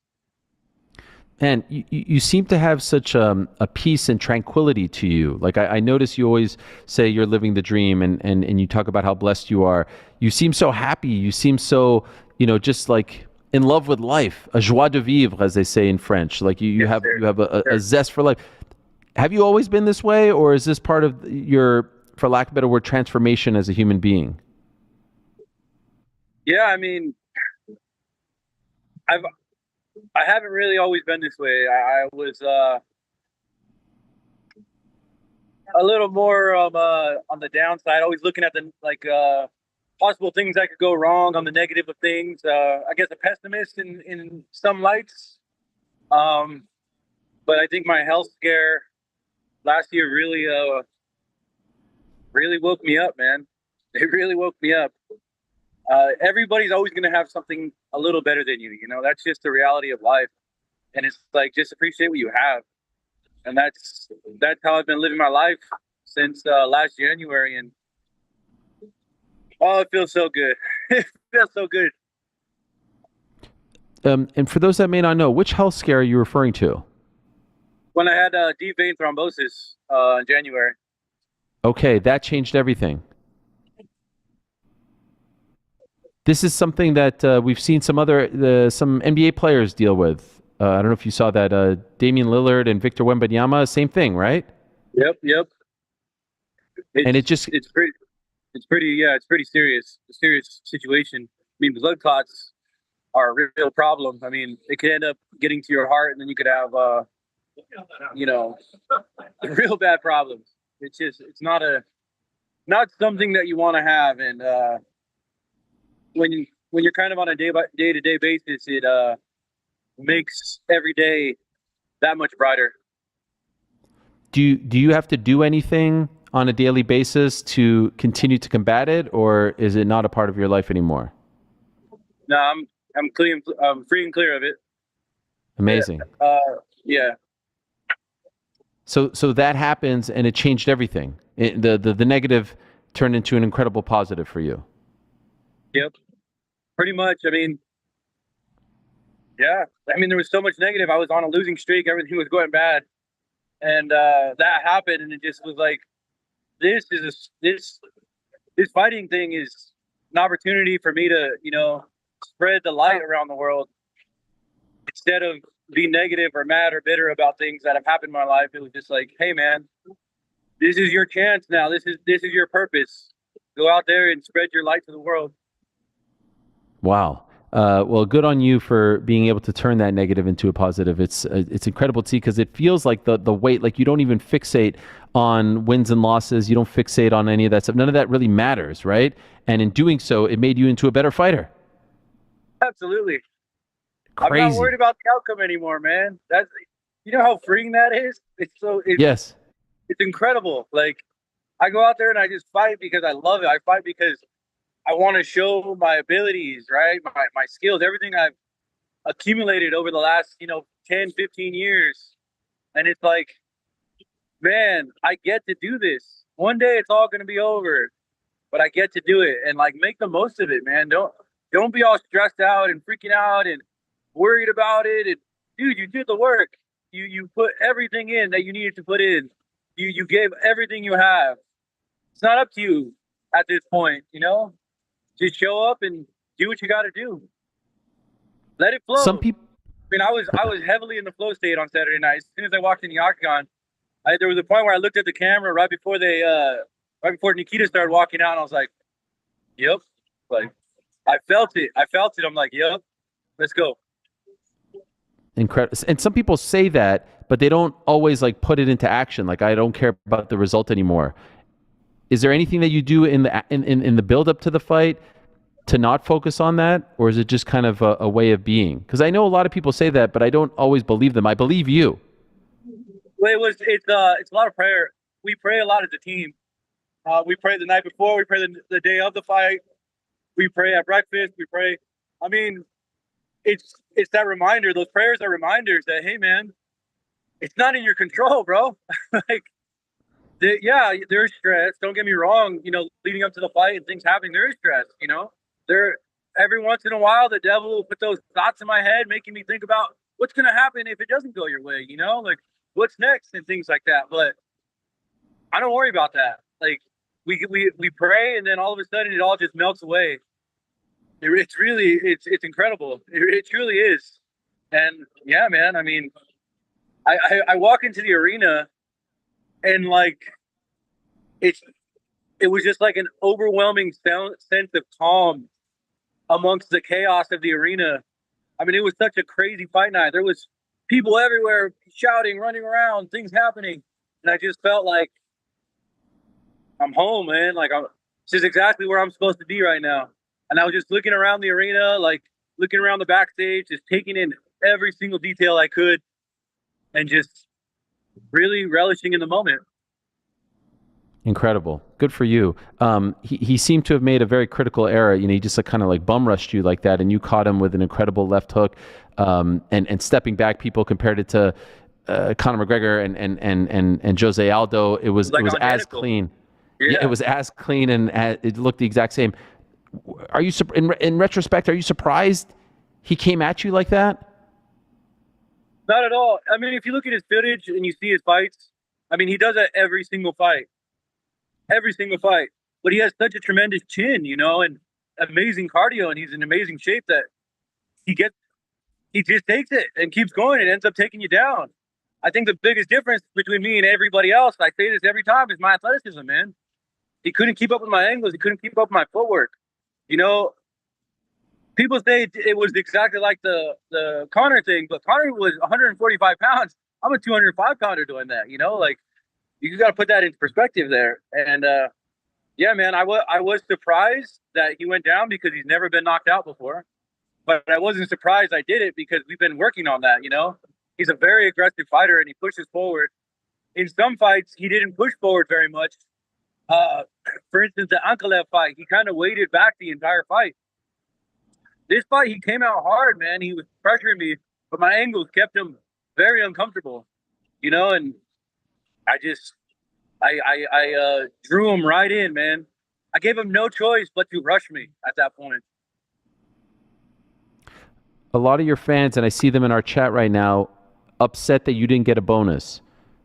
Do you share their sentiment? It's definitely upsetting. It was and is upsetting, right? Like, number 11 versus number 8, and I knocked him out in the first round, to jump off the main card of the best card of the year. It definitely hurt, but it is what it is. I got 2 paychecks at the end of the day, and I'm going to keep pushing, man. I believe, yeah. Wow.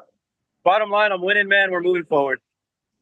Fair enough. I know you said you want to take some time off. You want to go on your honeymoon, well-deserved. How quickly would you like to return? And on Saturday, you said 1 away from being in that title conversation. Do you know who gets you into that conversation? I'm not 100% sure yet. I mean, a few things have to, get settled in a few different fights. I got to see where I fall in the rankings on Tuesday. But we'll see, man. Right now, I'm just focused on me and my wife, my life, starting a family. Hopefully I get some even better news in this fight soon, and we'll see what happens. Maybe I'm a father here in the next 10 months or so. Amazing. Yes, it seems like you have your priorities very much in check, which is a beautiful thing. But if things continue to work your way, maybe by this time next year, you're fighting for the belt again. Do you see that?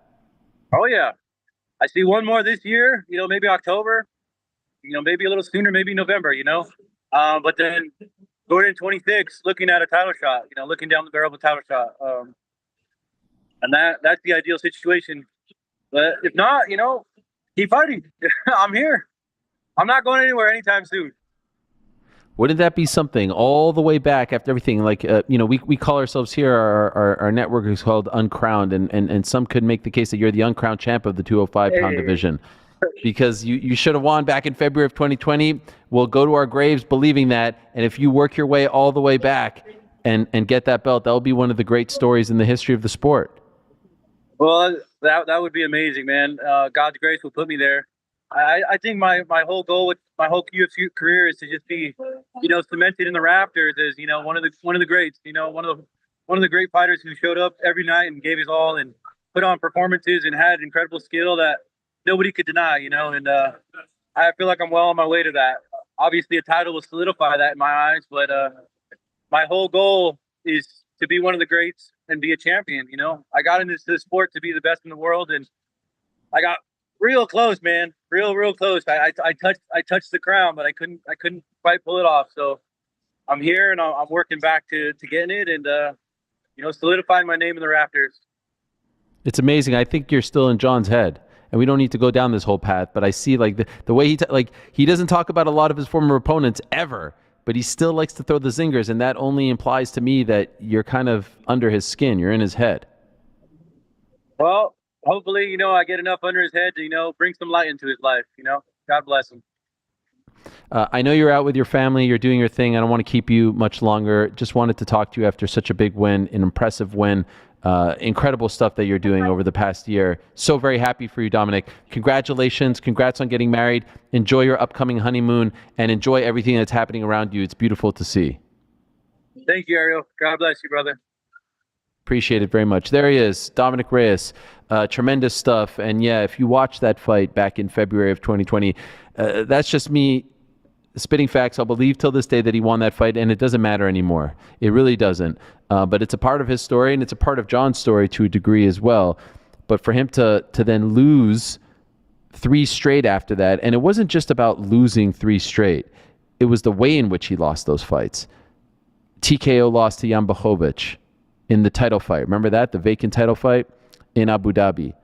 The brutal knockout loss against Jiří Procházka. The spinning back elbow in May of 21. And then the first round knockout loss to Ryan Spann in November of 2022 at Madison Square Garden. After that one, I remember watching that one, UFC 281, and you're thinking like, this is so sad, man. This guy was this close to becoming champion, and not just becoming champion of any division, being the first guy to truly beat John Jones, and now he's getting knocked out like this. What happened? How did it all go wrong? Takes 2 years off, deals with that extremely scary health issue, comes back, knocks out Dustin Jacoby. That was last June, the Jared Cannonier, Nassourdine Imavov fight in Louisville, Kentucky. comes back, beats Anthony Smith in December, and then beats Nikita Krylov. And I'm curious right now, as of right this moment, it's going to change. He's 11th. Ahead of him, the likes of Johnny Walker, Volkan Ozdemir, Nikita Krylov. Obviously, you have the Roundtree and Jamal Hill fight coming up. I mean, a Rakic fight, someone like that. Dominick Reyes thriving and doing his thing at 205 is good for that weight class. Very good for that weight class. Not quite there where the Pereiras and the Prochazkas and the Ulbergs currently lie, but I would say, and I love that he said this, one away from there. Especially given his backstory and everything that he's been through. And he does, some people talk about not caring about the result and, freeing yourself of this and I'm happy and this and that. And you kind of believe them. Sometimes you don't believe them at all. And then there's guys who say it and you really do believe them. And when he says it, I really do believe him. I really do. And it's great to see. At 2:15, we're going to be joined by Yair El Pantera Rodriguez, who stole the show on Thursday. It was great stuff. He had the glasses down like this. Him and Diego Lopez going back and forth, jawing at each other, all kinds of stuff. And then went out on Saturday to beat Patricio Pitbull in Pitbull's UFC debut, highly anticipated UFC debut. And he's back as well. That was kind of a theme on Saturday. Guys who took extended time off, regrouped, won big fights. Volk, Yair, not necessarily the recent Dominic stretch, but obviously took that long time off. And there's another one. But anyway, you get the point. So we'll talk to Yair about that. And prior to that, we shall be joined, hopefully in a matter of moments, by Machado Garry, one of the very best welterweights on the planet. We have not seen him since December of this past year. He fought Shavkat Rakhmonov on short notice. Seemed to be upset that he didn't get the call to fight Bilal Muhammad for the belt in Montreal after that whole switch with Leon Edwards and Sean Brady and Shavkat and everything that went down. Was kind of waiting in the wings there for a moment. And then bam, we found out just a couple of weeks ago that he's returning on April 26th in Kansas City against Carlos Prates. Prates is supposed to fight this weekend. They moved him to April 26th. And this is a gigantic fight. And if I'm a ticket buying fan who was going to that event in Kansas City, I think I hit the jackpot. That original main event was incredible, but this one, the stakes feel a little bit bigger. And so without further ado, let us go to our next guest and say hello to the pride of Ireland, the pride of Brazil, the great Ian Machado Garry. Hello, Ian. How are you? How are you, dude? You good? I'm doing great. And by the way, I'm wondering, we were talking about this beforehand. I know you're a proud Irishman. I know you love golf. Are we happy on this Monday? Are you a Rory guy to see him win the Masters? Yes, I'm a massive fan of Rory. I'm very proud to see him finally get that green jacket. I think he needed it for his career, and I think he's already incredible, but that now just puts the kind of cherry on top. Yeah, it was beautiful stuff. Good for him winning the Grand Slam. Okay, let's talk about you. And actually, I don't want to first start with April 26th. Let's take a few steps back. I remember speaking to you right after the Shavkat fight, and it was a great win. Some would say your stock goes up, moral victory. I know you're not here for those types of accolades, but it was a nice night. I know you can't go to the bank and deposit those things, but it was a good night at the office for you, and a lot of people were counting you out, and I think the respect that people had for you grew exponentially.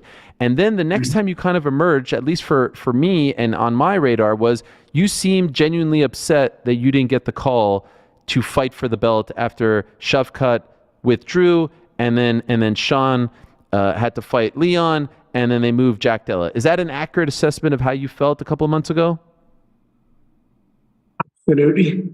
I think your word withdrew is the word that kind of bugs me on that, because I don't believe Shavkat withdrew due to just pure choice of not wanting to fight for a title, but from what I'm hearing is more an injury that I absolutely believe he sustained in the fight with me due to the amount of heel kicks I put to his knee.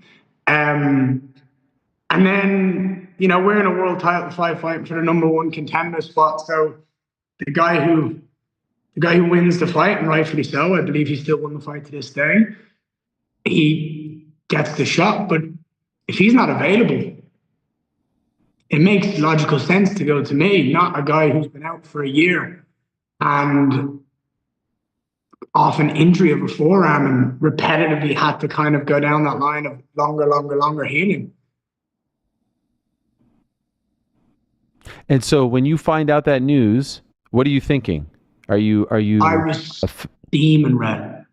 Okay. I was in an Uber on the way home from training at Shoot the Box, and my agent called me and filled me in, and I hung the phone up, and I was like, "Give me a moment, I'll call you back." I was just seething because I'm like, "All right, this is how it is." Okay, and yeah, I just had to kind of deal with that. Ultimately, why do you think they didn't go your direction?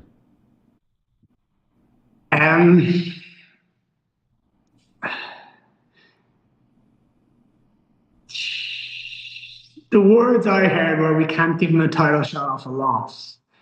And I'm like, yeah, but you can. And you have them many times in the past. Correct. So I kind of just went, you know what? I've got a lot to do and I'm excited for, and April 26th will show the world what's up. Okay, we'll just move chronologically here.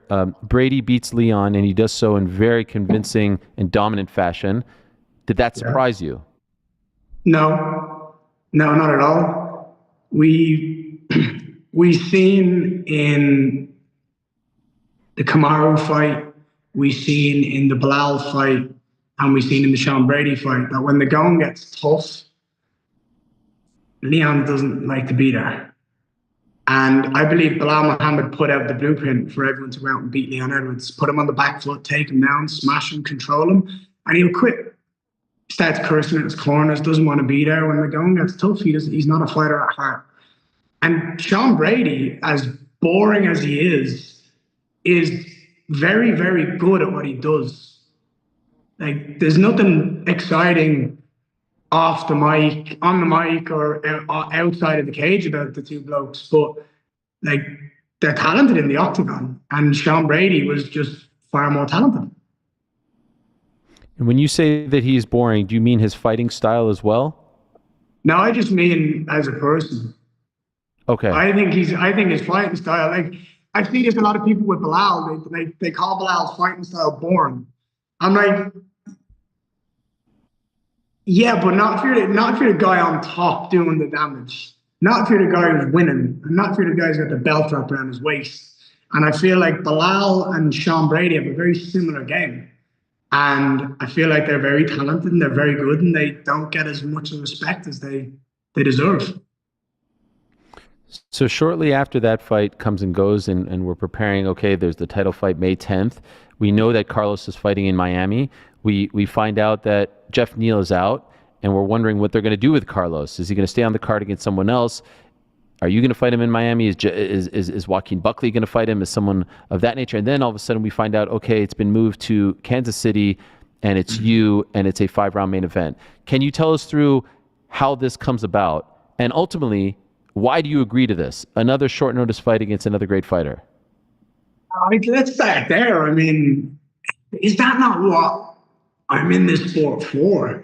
The excitement, fuck it, let's go. Let's have a short notice fight against one of the most dangerous up-and-comers in the UFC. Let's do it, 100%, why not? That's the type of things that excite me, that make me want to go out and prove to the world, I'm the best, watch. So I was so how it all happened, I was in Madrid cornering a teammate of mine from Shoot the Box. And I get a call from my agent, and he's like, hey, we've just had, can you fight short notice? And I was like, what's short notice? And he was like, 25 days. I'm like, yeah, all right. yeah, sure. I hung up the phone, and then he rings me back and goes, hey, you just hung up. I was like, yeah. He was like, are you in? I was like, yeah, tell the UFC I'm in. I was like, 25 days, let's go, let's do it. Why not? And he's like, don't you want to know who it's against? I was like, oh yeah, that's probably important. I was so focused on the corner and us getting everything doing that I completely forgot about what we were talking about. I was like, yeah, for sure. Who is it? He goes, Carlos Prates. I was like, oh, sweet. See him then. Wow. Why that reaction? Because I want to fight. I'm a fighter at heart. They don't call us the Fighting Irish for nothing. It's in my blood. It's in my body. It's in my soul. I want to fight. I want to put on a show. I want to have fun. And I feel like I'm at a point in my career where I just want to go out there and beat the best guys and body them and show everyone how talented I am.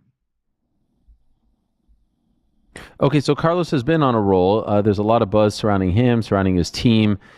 Have you been? I don't know. I look at your face there. Have you been impressed? Have you been impressed with what he's done? Wins over Neil Magny. Yeah, I have. Okay. I think he's been successful.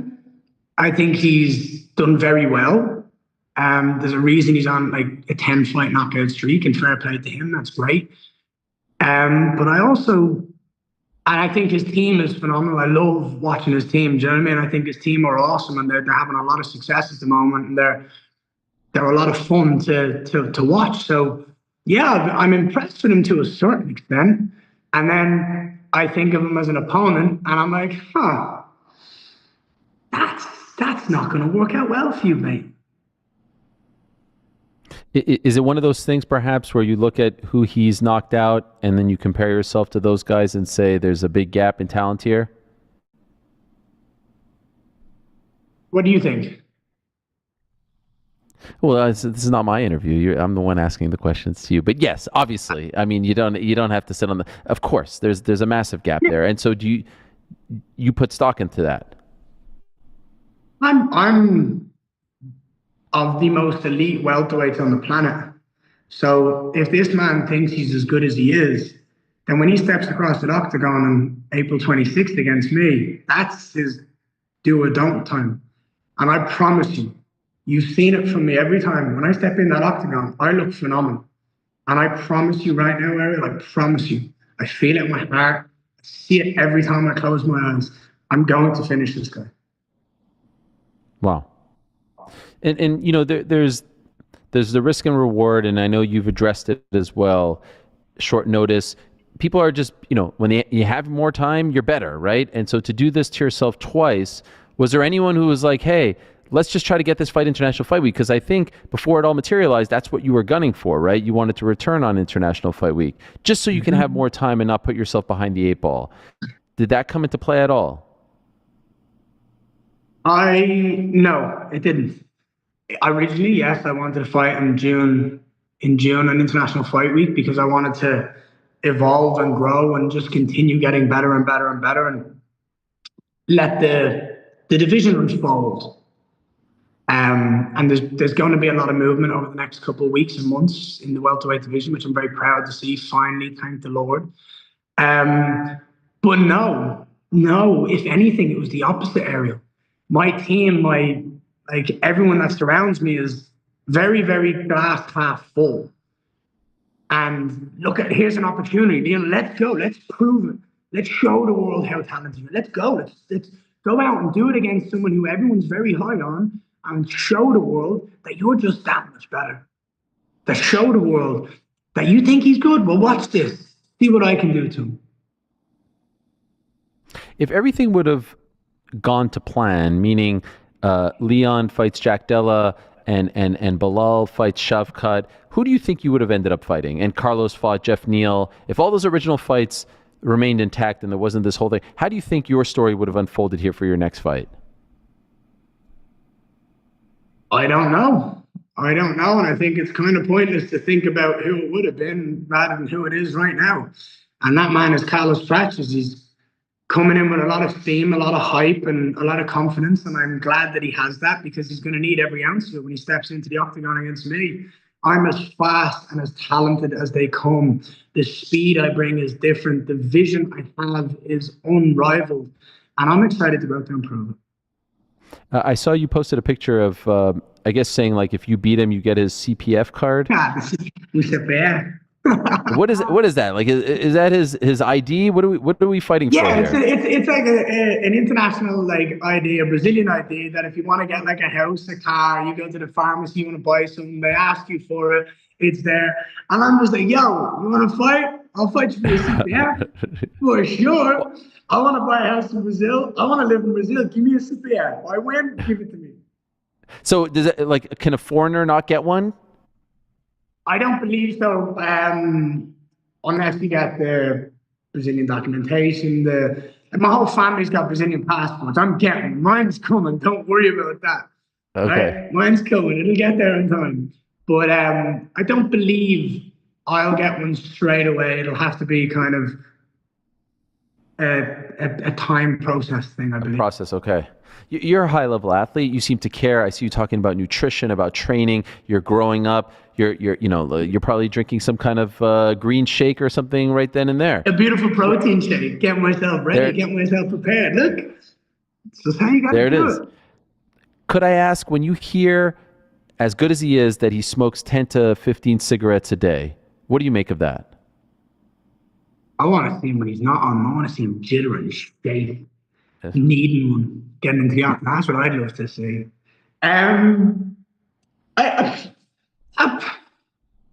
I think it adds a lot of character to him, and I think if he was who he is and didn't drink and didn't smoke and didn't party, would he be as exciting as he is? Probably not. And that's nothing to do with his fighting, but he's just a bit of a character.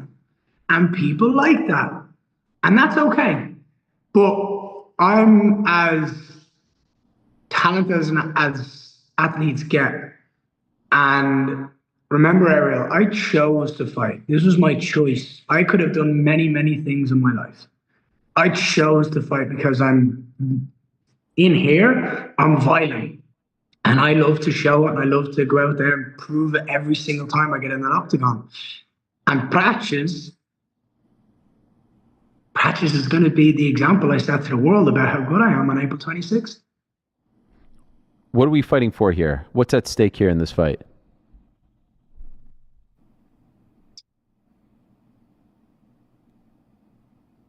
There's a lot of ways I can answer that question. There's a lot of avenues I could take it.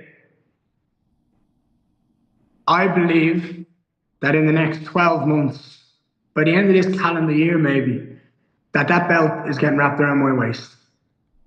I've shown the world I'm as game gets. I've shown the world I'm not afraid of anyone. I don't care who you are, what you've done in your career, I'm not afraid of you. I'm going to step into that octagon every single time I get in there again now. And I'm going to punch a hole in front of whoever's head is in front of me. I'm going to dominate and destroy everyone because I'm even more dangerous now. Is it possible that all of this, the way this all has panned out, the Shavkat fight, not getting picked, them going with Jack, has this given you an edge? Has this given you a bit of a chip on your shoulder? I guess you could say so. I guess you could say that. I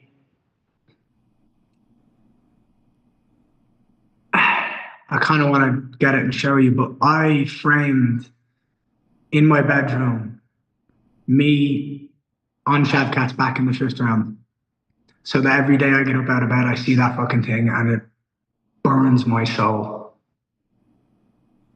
Why'd you do that? So that every day I get up, I make sure that I go out and I get better and I evolve and I become the best version of me I possibly can to go out and show myself and everyone that supports me and wants to see me do well and everyone that hates me and wants to see me lose that I'm the best in the world. You want to be reminded of this within seconds of waking up? When you win the belt, do you take that thing down? Never lose sight of the goal. Never lose sight of the focus. I tell you what's even better, Ariel. Tell you what's even better, right? Haven't got there yet.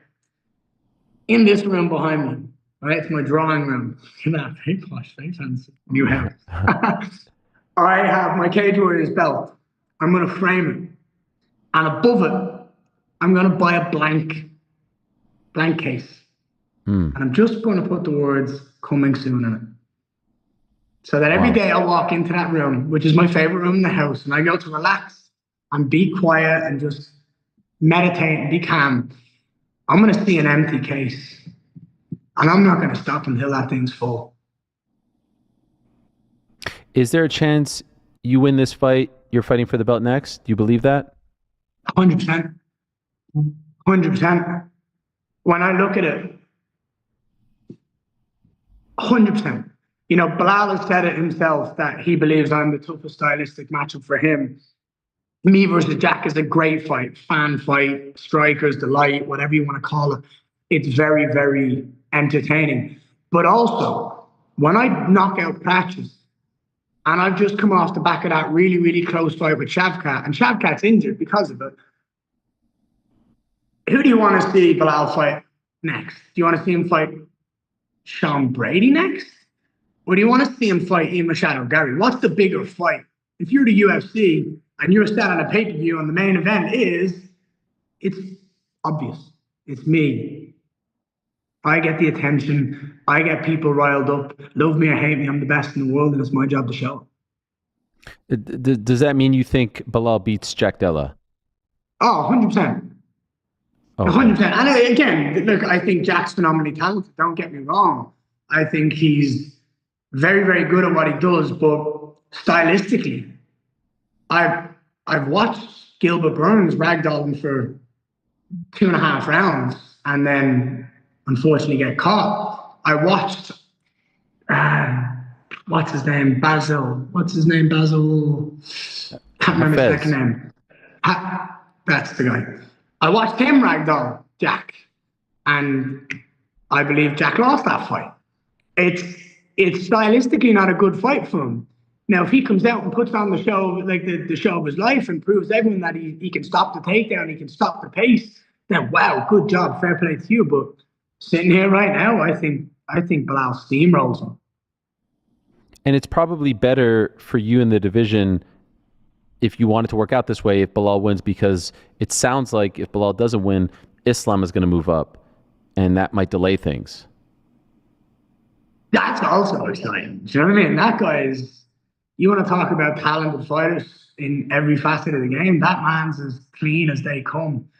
And Jesus, you give him no real weight cut, God, I'd do that fight in a heartbeat. You know, that's like, you want to test your skills, you want to see if you're one of the best in the world, fight this guy. Actually, you know, I'm actually wrong. I need to correct myself. If Bilal loses, and I know you say that you don't think, we could look at a scenario, you win on April 26th, Islam would then move up, and all of a sudden, who would have thunk it? It's Islam versus Ian Machado Garry for the belt in, I don't know, October. Could be. Who could have predicted that? I tell you one thing. UFC called me. You think I'm saying no? Have I proven myself already? No. You have talked the talk and walked the walk. You know what's also funny? Since the day I made my UFC debut, I'm the second most active fighter across all weight divisions in the entire UFC. Second only to one man. Do you know who that one man is? Alex Pereira. There you go. Yeah. We made our debut on the same night. MSG. And since that point, this is I believe my 10th fight in the UFC, which is mental. We're getting to that veteran stage now. Like, we've been here, we've done this, we own this show now. And Pereira, I think, maybe has 12. And he saved 2 big events. I'm as active as they come. I'm as game as they come. There aren't fighters in the world built like me. And I'm excited to go out there and put on a show for all of the UFC fans. When we talk about April 26th, my first main event, I'm going to go out there and I'm going to make sure that everybody that is paid to be in that stadium gets the fight that they came to see. I'm going to finish Carlos Prates. I'm going to make it look easy. And I will beat him every second of that fight. There is like an intensity, like a sort of like, and I say this with the utmost love and respect, like a serial killer-like mentality to you now. It's very American Psycho, Rory McDonald-esque. Do you get what I'm saying right now? I don't think you're I hear you. I feel it. Trust me. Yeah. Like the way you look into the camera there to say that, I feel like you're staring into my soul here. Like I feel like if we were face to face, you would eat my head off. I mean it, Ariel.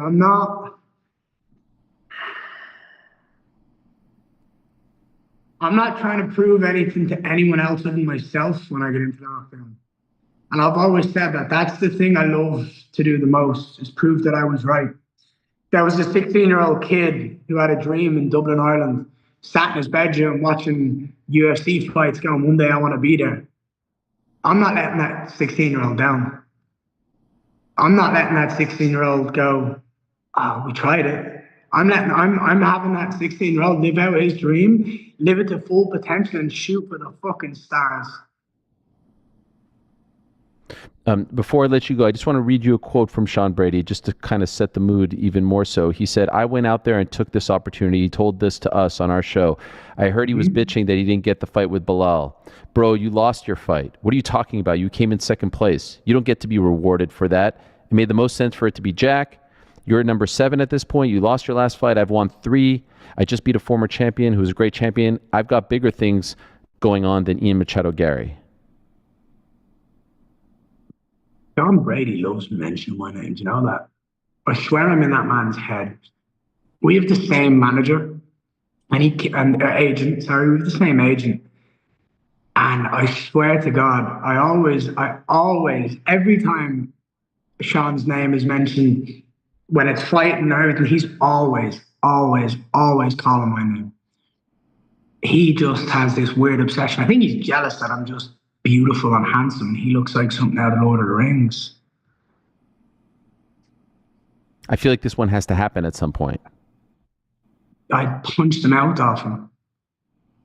He'd try to shoot an ugly takedown. I'd put a knee through his nose and he'd never be able to bleed and breathe again.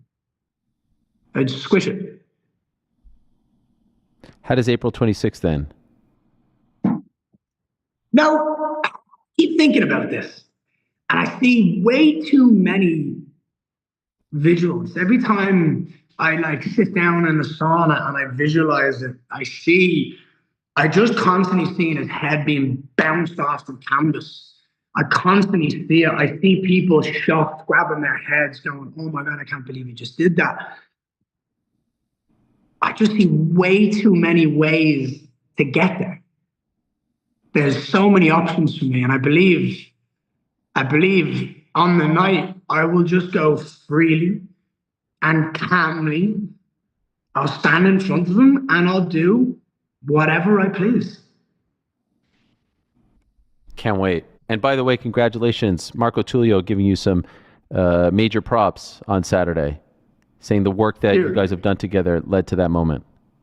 Dude, I actually wanted to talk about him. So thank you for bringing Sure. him up. No problem. Dude, do you hear how hard that man hits with every shot? Can you please now understand how horrible every round of training with him is? No matter what he throws, it hurts. And it comes out of nowhere as well. It's spinning kick, it's head kick, it's body kick, it's punch, punch, punch combo. It's everything hurts. When I tell you I'm as ready gets for anything in the world, it's because I've got training partners like him that mentally, physically push you. That I call him the Terminator, because he just takes it and walks forward. He's just unbelievably talented. And this is also another point, but I just love watching Brazilians fight, man. I love it. When you watch Marco Tullio on the weekend, and then you watch Silva, and then you think about the greatest of all time, you think Jose Aldo, you think you think of Anderson Silva, you then think of all the shooter box history with Vanderlei Silva and yada, yada, yada, Damian Maia, Charles Oliveira, the list goes on. I feel like they just fight with so much heart and pride and venom because of where they come from and what they've had to do to get to that spot in the first place, that I feel like it's just beautiful to watch and see a kid go in there and just put everything on the line and come out with that win. And it makes me very happy. And I was hella emotional watching him get that win because he's an amazing human and I'm very proud to be a friend and a training partner of his. Love it. Yeah, I love seeing him give you props as well. I know we have to go, but I just have to ask because of 305. Your old mate Colby and Patty going back and forth backstage. I'm sure you had a chuckle seeing all of that. Firstly, yeah, there you go. This is it. Yeah. What did you think when you saw this? He just chats out his arse, and Patty said it perfectly at the press conference. Mr. Irrelevant, trying to just stay relevant. You know what I mean? The guy's been running for so long. He doesn't want to fight. He's not a fighter at heart. He'll do anything he possibly can to pick on the guy with the biggest potential or the biggest stardom and go after him to try to get some clout. And I think Paddy dealt with it like a professional. And I think Paddy looked amazing. Came out of that fight with the biggest performance of his life. He looked great. He did everything right. And I think having someone come up and shout at you and try to tear you down from that moment is just very low. And I think Paddy dealt with it very, very well. Yeah, I agree. Ian, you are the man. Can't wait for this fight. 12 days away. There it is. The build-up's going to be great on the week in Kansas City. And the stakes are just gigantic. Good on you for taking this fight. And again, as you said it perfectly, what could they can't say anything about you now, Ian. They can't say anything about you now, and I will defend that point. If they do, Ariel, and even if they do you think I care? I'm going to go in there and do the dream. Like I said, I'm living the dream. I'm living the dream. I'm fighting at the highest level of this game. I'm fighting the best fighters in the world. I'm proving that I'm of the very, very elite on this planet. I'm doing my country proud. I'm flying flag every time I'm in that octagon. I'm going to bring another belt home to Ireland. There's people in Brazil who lose their absolute mind when I walk down the street. There's people in Oman who lose their mind seeing me. And they're like, what are you doing here? Do you know what I mean? I am just a kid who was in my bedroom dreaming about being a UFC fighter. I'm this close to getting that belt wrapped around my waist. And I fully believe within the next year, that belt is wrapped around my waist. And then what will they say? Then they have nothing to say about it. And I don't care if they do. I'm the best in the world, and I'm excited to prove it. Good luck, Ian. Thank you so much. Really appreciate it. Tremendous stuff. There he is, Ian Machado Garry, climbing his way up the ranks. We've talked to Ian a bunch over the years. I've never seen that side of him. I've never seen, when he says, I'm this close, it is a little American Psycho-esque, and I don't say that as an insult. It's Rory. It's Carlos Condit. Like, there's an intensity to him. It's Robbie Lawler. By the way, all 170-pounders. That's weird. That's a different side of him. And maybe the best thing to ever happen to him was getting passed over. Maybe the best thing to ever happen to him was seeing that whole welterweight shift and him not getting the title shot or not getting the Leon opportunity, whatever it may have been. Look at where he is now. He's fighting against a supremely popular fighter, a fighter that's on a roll as of late, a fighter who's developed a reputation for being one of the most exciting fighters in the UFC. He has a certain aura to him, and he was preparing for a fight this past weekend, April 12th. So he just had to move things 2 weeks down the line. Ian was out traveling the world. I don't know how this one is going to play out. I don't even know who the favorite is in this fight, if I'm being 100% honest. But I can't wait for it. And I think it's a huge, huge, huge main event for a fight night in a pretty crappy part of the world. Who is the main event? Who is the favorite going into that fight? It's like minus 115, minus 105. Coin flip. Coin flip. If it's minus 115, minus 105, is the 105 guy the favorite? Nah, minus 115. Oh, really? Yeah. It's not the lower number? No, because think about a 2-1 favorite is -200, right? The higher. Right. Yeah, I get what you're saying. Yeah. By the way, a few things to unpack. Yair Rodriguez is going to join us in about 10 minutes' time. Everything okay over there? I heard there was a fire alarm. You heard that? How'd you hear that? I heard it through the headphones. Wow. Yeah, there was, but we're all good. Yeah, we got the all clear. Frank, We thought we were Frank going to have wrote to it to me. evacuate, and you were just going You to really think I heard rolling that? blind. No, I didn't really Wait, I think can't you s- heard that, Ariel. Oh, so what? Am I not supposed to say that? The I don't delay's know. getting worse. It's getting really warm. You're a What Stanley is this? Cup Why guy are you now, doing huh? that intentionally like that? Why are you doing it like that? Isn't that how people have to drink it? Oh, there Oh, it it's is. You can back. hear it now. Uh-oh. Fire on That's it? floor 1. We got to get out of here. All right, man. Enjoy the No. rest of the show. We have a show to do, damn it. No, I wanted to ask you guys, is it back, really? On now, so. Oh, okay. Hey, what's up, Frank? Oh, they're they're actually gone.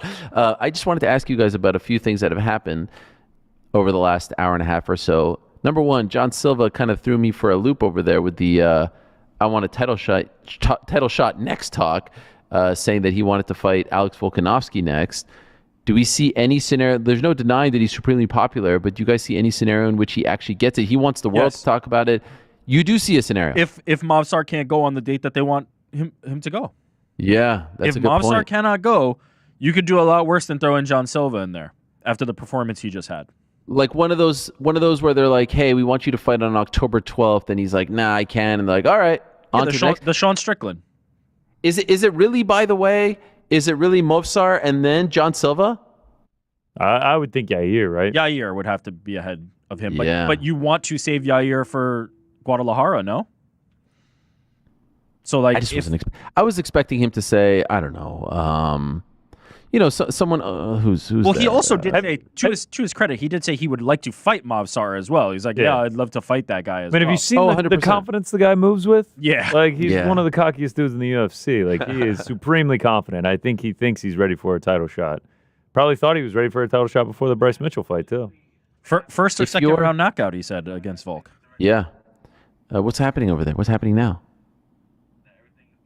Everything's back to We normal. just got We're the all good. Everything's clear, back all to normal. clear. Hopefully All alarm right. goes off to tell you everything's back to normal. Listen, it's important. If you're Volkanovski, who would you rather fight? Jean Silva.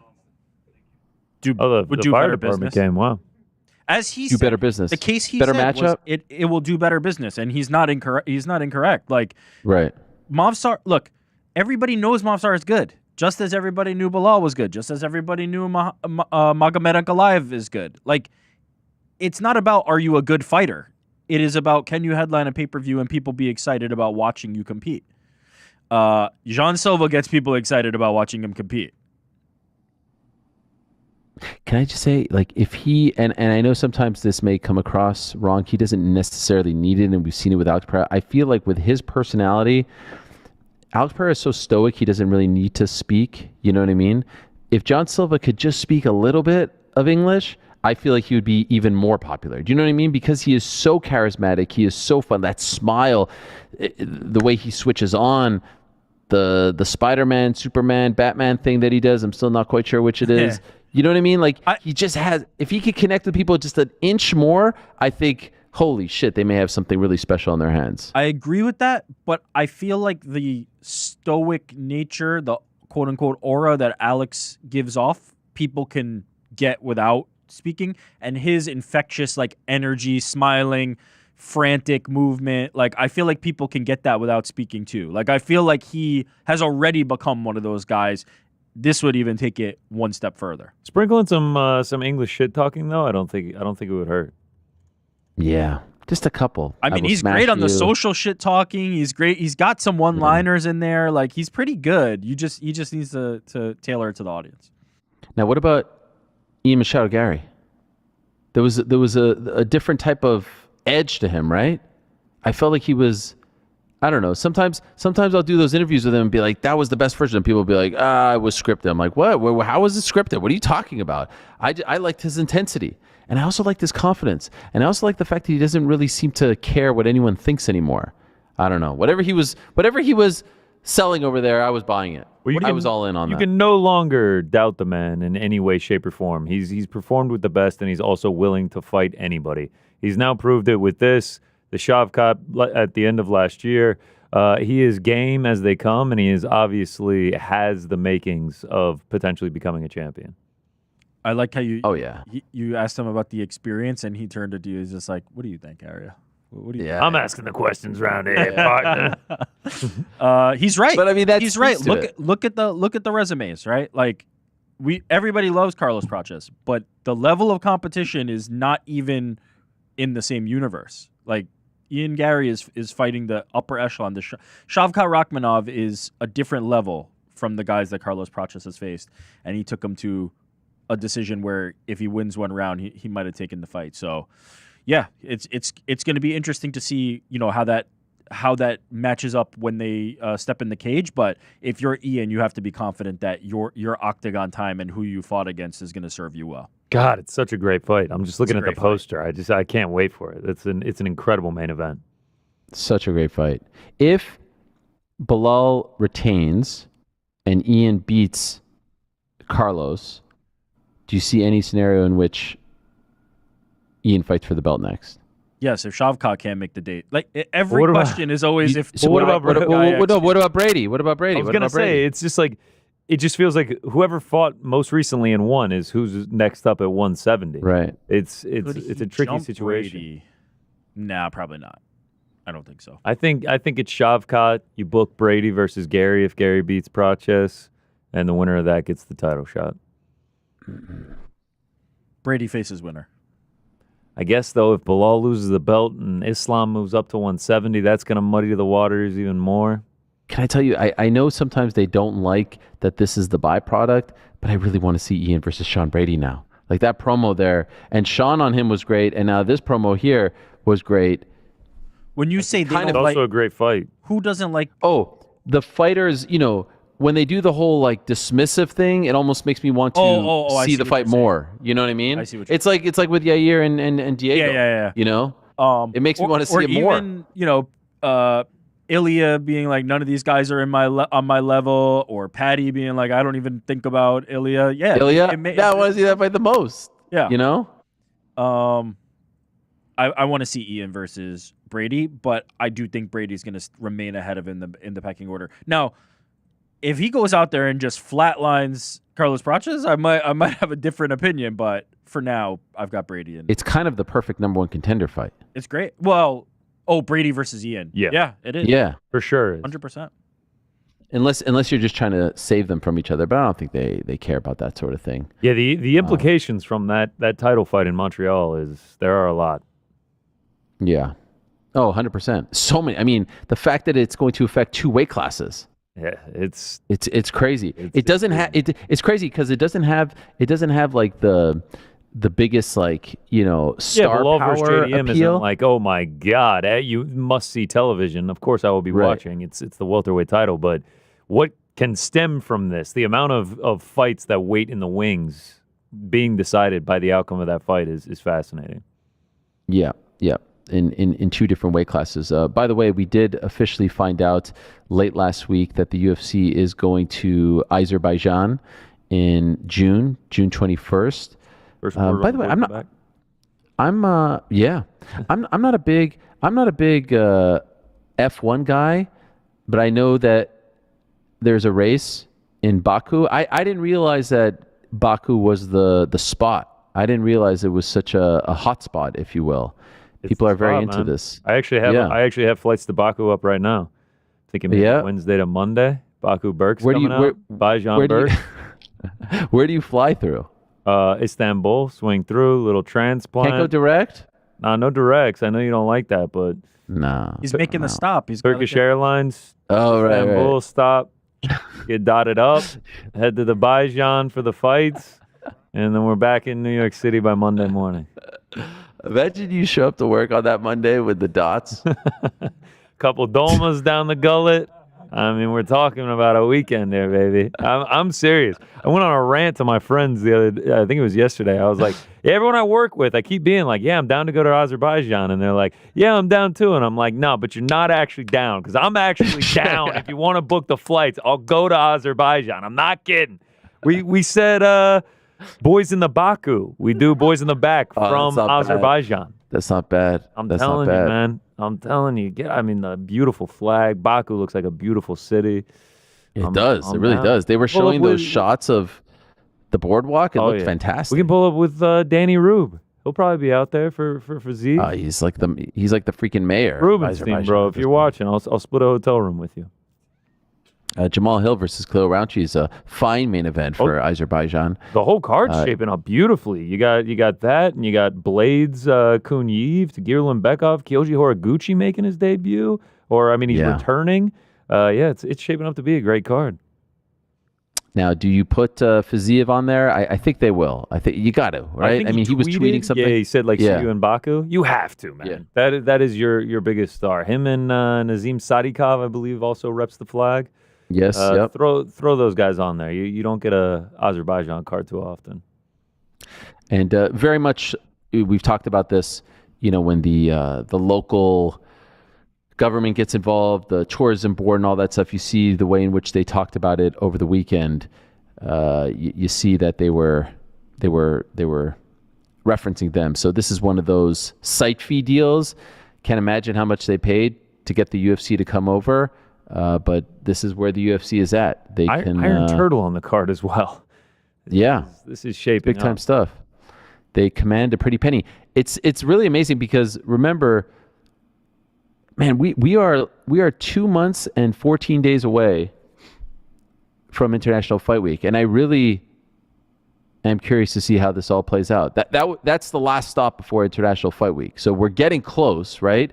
Well, they haven't announced the June 14th main event, the Atlanta main event, but we're getting pretty damn close. We did find out that Michael Morales versus Gilbert Burns is being moved from May 10th to May 17th. So we're getting closer, but this remains a big mystery, and there's not that many options. They're going to pull a rabbit out of their hat, but I don't think a single fight is. Oh, actually, I think Kai Francis hinted at the Pantoja title fight. So there's stuff out there, but man, is it going to be a lightweight title fight? Are they going to wait? Is it going to be a middleweight title fight? It really comes down to those. Can't be Valentina and Zhang. That would have been a great one. A great mystery. Honestly, we love these mysteries. The big fight feel. It feels like the only viable option left is the Khamzat DDP one. Those two, right? If it's not Ilya fighting, it's Khamzat DDP. Right, and right now it feels like Ilya won't be. So we'll see. I think unless they wait. Yeah, they roll the dice. Wait till Montreal. That's a wait, man. That's a wait. And then announce it on the night. Yeah, you'd have like 5.5 weeks. I mean, could you announce it on the night? Is it just like Islam knows going into it? He's like, if Bilal... yeah, exactly. Yeah. We'll see. I think... At the presser, Dana shows up with a piece of paper saying, all right, this is the main event. All right, guys, main event International Fight Week is going to be Islam Ilya. Who's got the first question? Yeah, exactly. Tonight was 17.1 million. Yeah. Who's got the first question? I mean, I could see it. I think Khamzat tweeted this morning maybe something about like big news coming. Yeah, good news with a newspaper emoji. Yes. Oh, man. I don't know what that means. Maybe I don't know. I was moving my head around because I think I lost you there. But you didn't. There's been a couple times during Ian I lost you guys. Thank God it was during a question. Well, it was during his answer to my question. It wasn't during a question. And I don't know if you guys lost me any other time, but we would have told you. You remember, I was like, "Hey, we'll let you know if something happens." Oh wow, okay. To the point where I was like, maybe we should check in and let him know everything's good. But I'm like, that might. That's nice. That's appreciated. All no, right. I mean, yeah. Anyway, let's get to our final guest of the day. He had a massive win on Saturday as well, back in Miami. A highly anticipated fight, and what a performance! It was. Never even really close. It was the type of performance that he needed to come back to, and he did just that. A massive, massive win for El Pantera, who has fought them all and beat the vast majority of them as well. He beats the UFC debutant Patricio Pitbull via very convincing unanimous decision. He's kind enough to join us right now from, I do believe, back in Miami. There he is. Hello, Yair. How are you? I heard you had an exciting day today with the family, yes? Yes, sir. We had an awesome day today, and we were out fishing. And I'm just here, with my family, having a moment, with them before they leave. They have to leave to the airport. I'm here at the restaurant called Maicia Agave in Miami. Okay, well, I really appreciate it. We're not going to keep you too long because I want you to be with your family. I do want to know, did you catch any big fish? We did. We did catch some big fish and some small. The small we return them, and we weren't able to keep any because obviously my family's leaving, and the meat goes to the fishermen, the owners of the boat, and they're gonna feed their families with that. That's what they told Amazing. us. Amazing. Well done. In the aftermath of the fight, a lot of people were saying, Pitbull, the UFC jitters, the lights, all this stuff. I don't think that's fair to you, Yair. This guy has been around for a long time. He's in his late 30s. I don't think the UFC jitters would affect him like a rookie coming into the UFC at 25, 26. I think you were the problem. I think you were the reason why, he wasn't able to look maybe like the old Pitbull. Do you understand what I'm saying, and do you agree with that? Yeah, I understand what you're saying, but can you remind me how old is Volkanovski? Volkanovski is 36. And Pitbull? I think 37. Okay, so there you have Same. it. Alexander Volkanovski, 36. Pitbull, 37. It's people will always have something to say about somebody else's performance, right? Oh, he's too old, or he was too young. He has too much experience, or he has no experience. So at the end of the day, it doesn't matter. Pitbull is a great opponent. Was a great opponent for me, for my comeback. Honestly, the UFC were really pushing for this fight. One of the most, or the most condecorated Bellator featherweight champion of all times, in Bellator, and the guy is legit. It's really good, really experienced. And I wasn't able to do any mistakes on that fight, because I knew he was going to take advantage of it, and I was able to come out with a clean win on Saturday. I saw you say afterwards that you were really expecting a first-round stoppage, but I have to imagine, despite not getting it, you're very happy with your performance, right? Yes, sir. I'm really happy with the performance. I worked really hard for this one, and more than anything, more than the performance, because it was obviously a team job with my coaches and partners and stuff. I feel proud of myself, because I was able to overcome all the negative behind it. Many people thinking, I don't know, that I'm not good enough or whatever. I was leaving everything aside and being able to clear my mind, clear my body, and being able to just fucking go in there and do my thing. Where was your confidence at behind the scenes going into this fight? Because it had been 2 fights in a row that you lost. Your last one was in 2023. Were you ever doubting yourself? No, sir. No, not even once. No. As always, intrusive thoughts, they try to come into my head, but I really attack them right away with 10 positive thoughts. On the past fights, I wasn't really preparing myself as I supposed to for a fight or for a title fight or whatever. I was only doing 10 weeks, of training. Now I've been doing months. I stopped drinking. I stopped doing bullshitting around. Now I'm completely back, focused on what are the things that I have to do, and I'm pretty sure I'm gonna become the champion again this year. Because of those changes that you've made, do you look back on your performances and have regret? I wish I would have taken it more seriously. I wish I didn't drink, etc.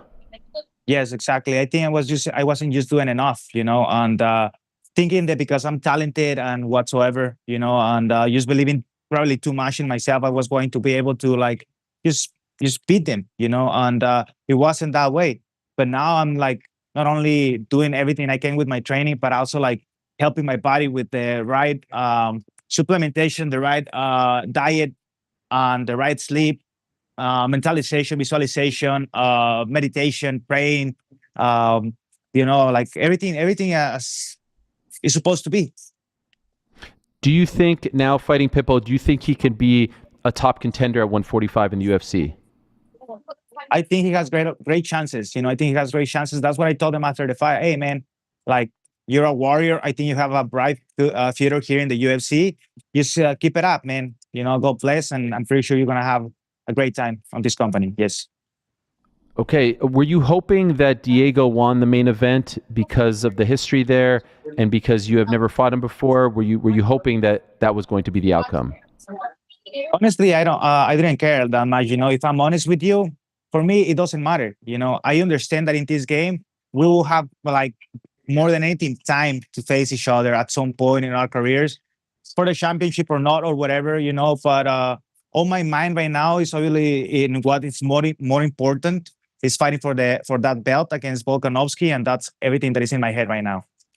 Were you expecting Volkanovski to win? I never put any thought behind anything, Okay. like I wasn't like nothing, When I was watching the fight, as I'm like closer to Volkanovski than I'm with Diego, I was like happy and excited to see Volkanovski get an incredible performance over Diego. And I was just like really happy to see that guy doing his thing in there as only he knows how to do it in the best way possible. Were you impressed by how he looked out there? No, like I'm not impressed of how he look. He's like fucking one of the greatest of all time. I expected that. So afterwards, you said that you wanted to fight for the belt. You wanted to fight in Guadalajara. Here we are 2 days later. How confident are you that you will get that title shot in September? I don't know if it's gonna be in September or before or after that. But Volkanovski, he said he wants to do it. He's looking for the fight. He's not saying no to the fight. He said if the UFC wants to make it happen, I won't be the guy holding back. So I think that's the fight to make. So let's make it happen. And I'm completely sure that if Volkanovski decides to take the fight and the UFC wants to make it happen, I'll become the champion 2025. Just curious, obviously you know about Movsar and the streak that he's on. What do you say to someone who says he's won 9 in a row, he should get a crack at the belt first? Man, I don't know. The only thing that I can tell you is that a fight against Volkanovski makes sense for me. I don't want to talk about like Movsar or whatever. He's an incredible fighter.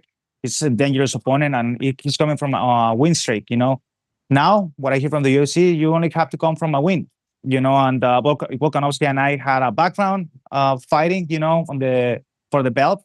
I wasn't able to come with a win, but this time I'm pretty sure I will be able to come with a win.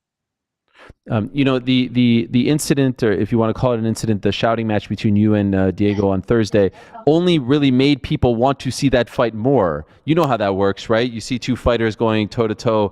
And so how will you react if they come to you and say, look, you guys did such a great job of getting people to talk about you two fighting each other, even though you weren't fighting each other, and it seems very personal. We want to make this fight for Mexico. How would you react if they come to you with that? I mean, all of that started obviously because he wanted to like point it that I was coming from a loss, and I'll repeat that to him. Now he's the one coming from a loss. He needs to earn his opportunity to fight for the title or for whoever contention, and I'm now the one coming from a win, and I deserve a title shot. That's fair.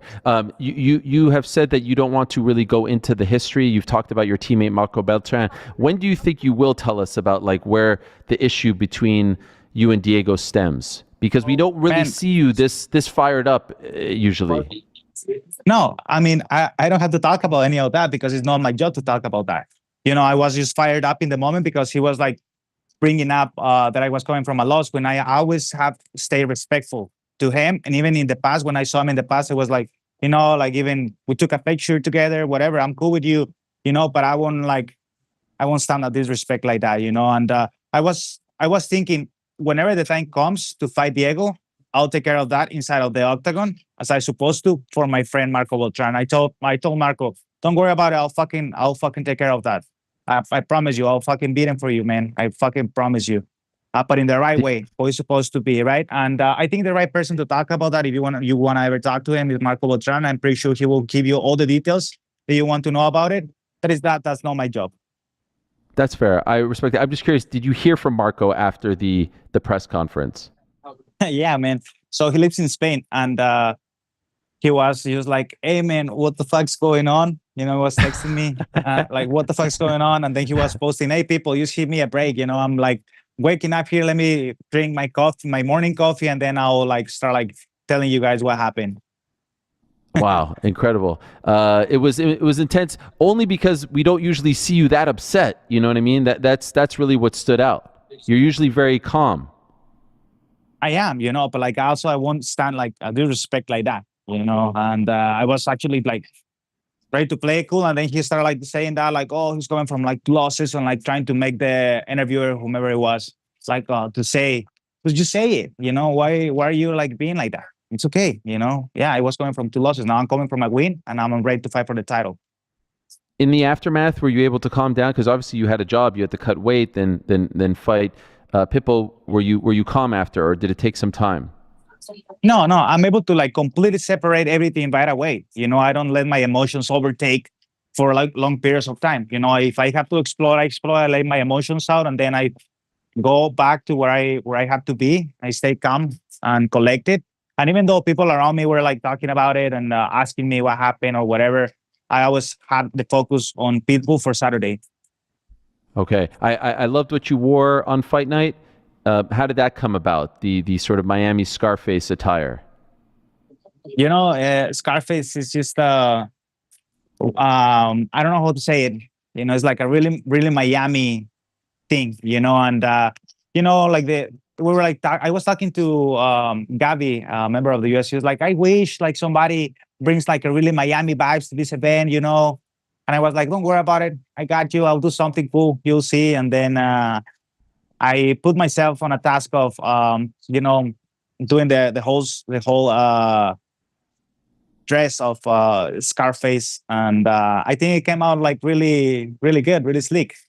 Yes, no, it was amazing. You looked tremendous. It was a great look for you.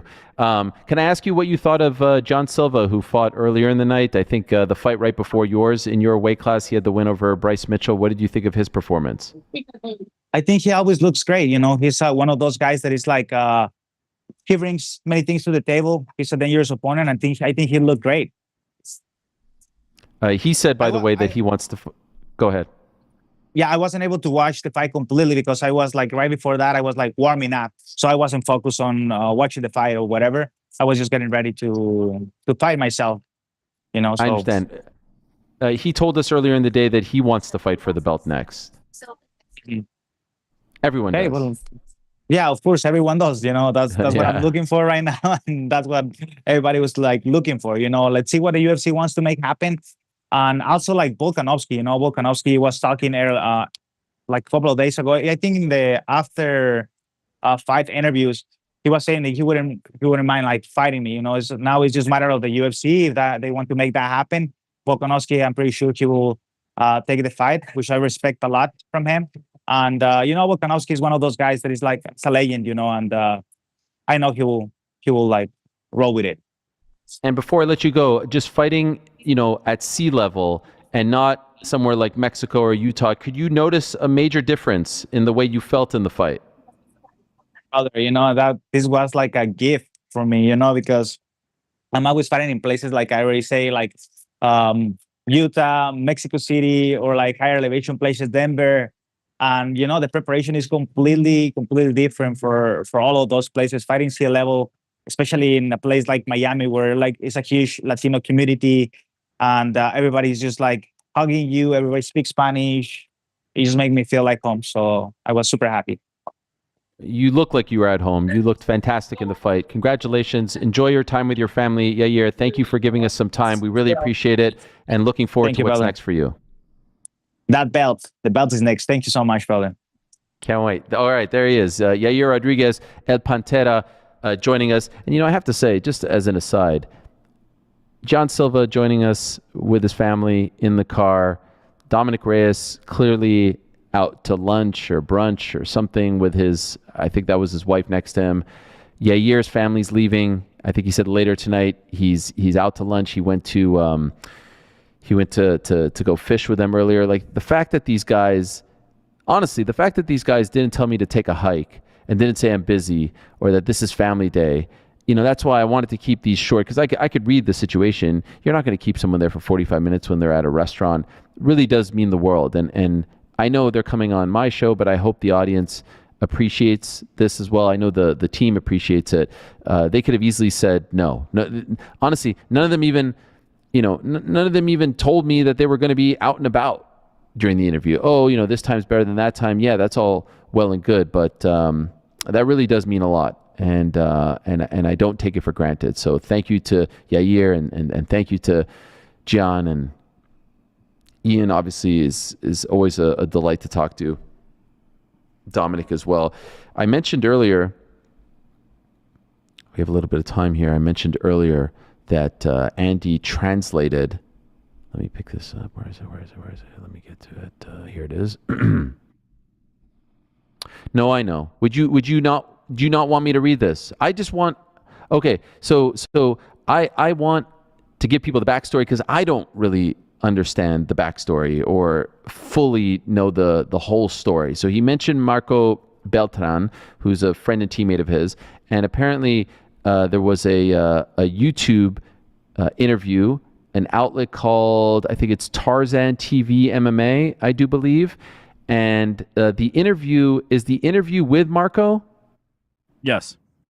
Okay, the interview is with Marco, and he talks about the backstory, which could shed some light into this issue. We showed you the photos. It was quite intense between the two of them. They were yelling and pointing at each other and really getting in each other's faces. It was intense.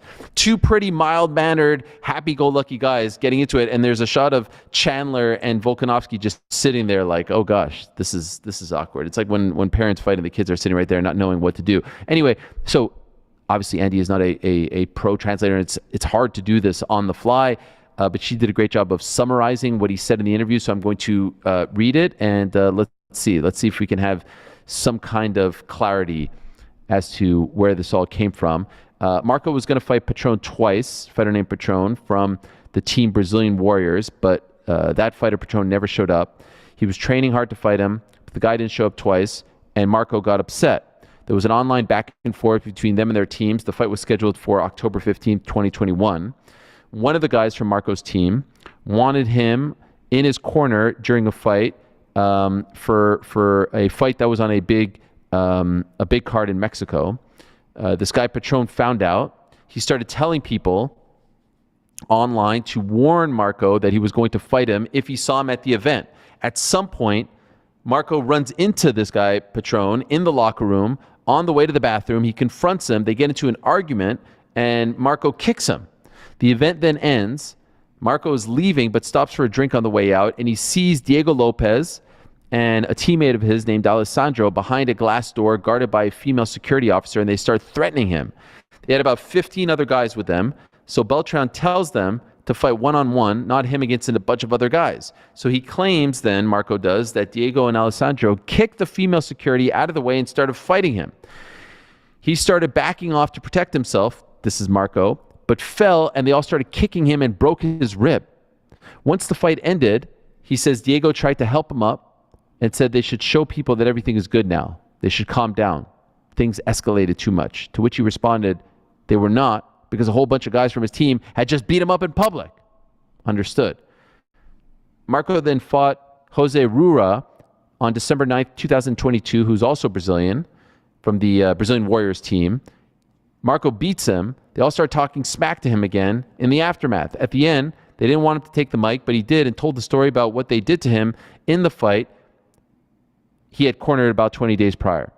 He says that the guys from Brazilian Warriors, including Diego, had hired a bunch of armed men that were waiting outside in trucks just in case something happened after the fight, but they started leaving once he took the mic. He claims Diego's team was hitting people in the audience, including security. This is all his account. It's all alleged. They're pretending to be good people and humble, but they're not. This according to Marco Beltran. Yair was in his corner when he fought Rura, and Diego was in Rura's corner, so Yair saw everything.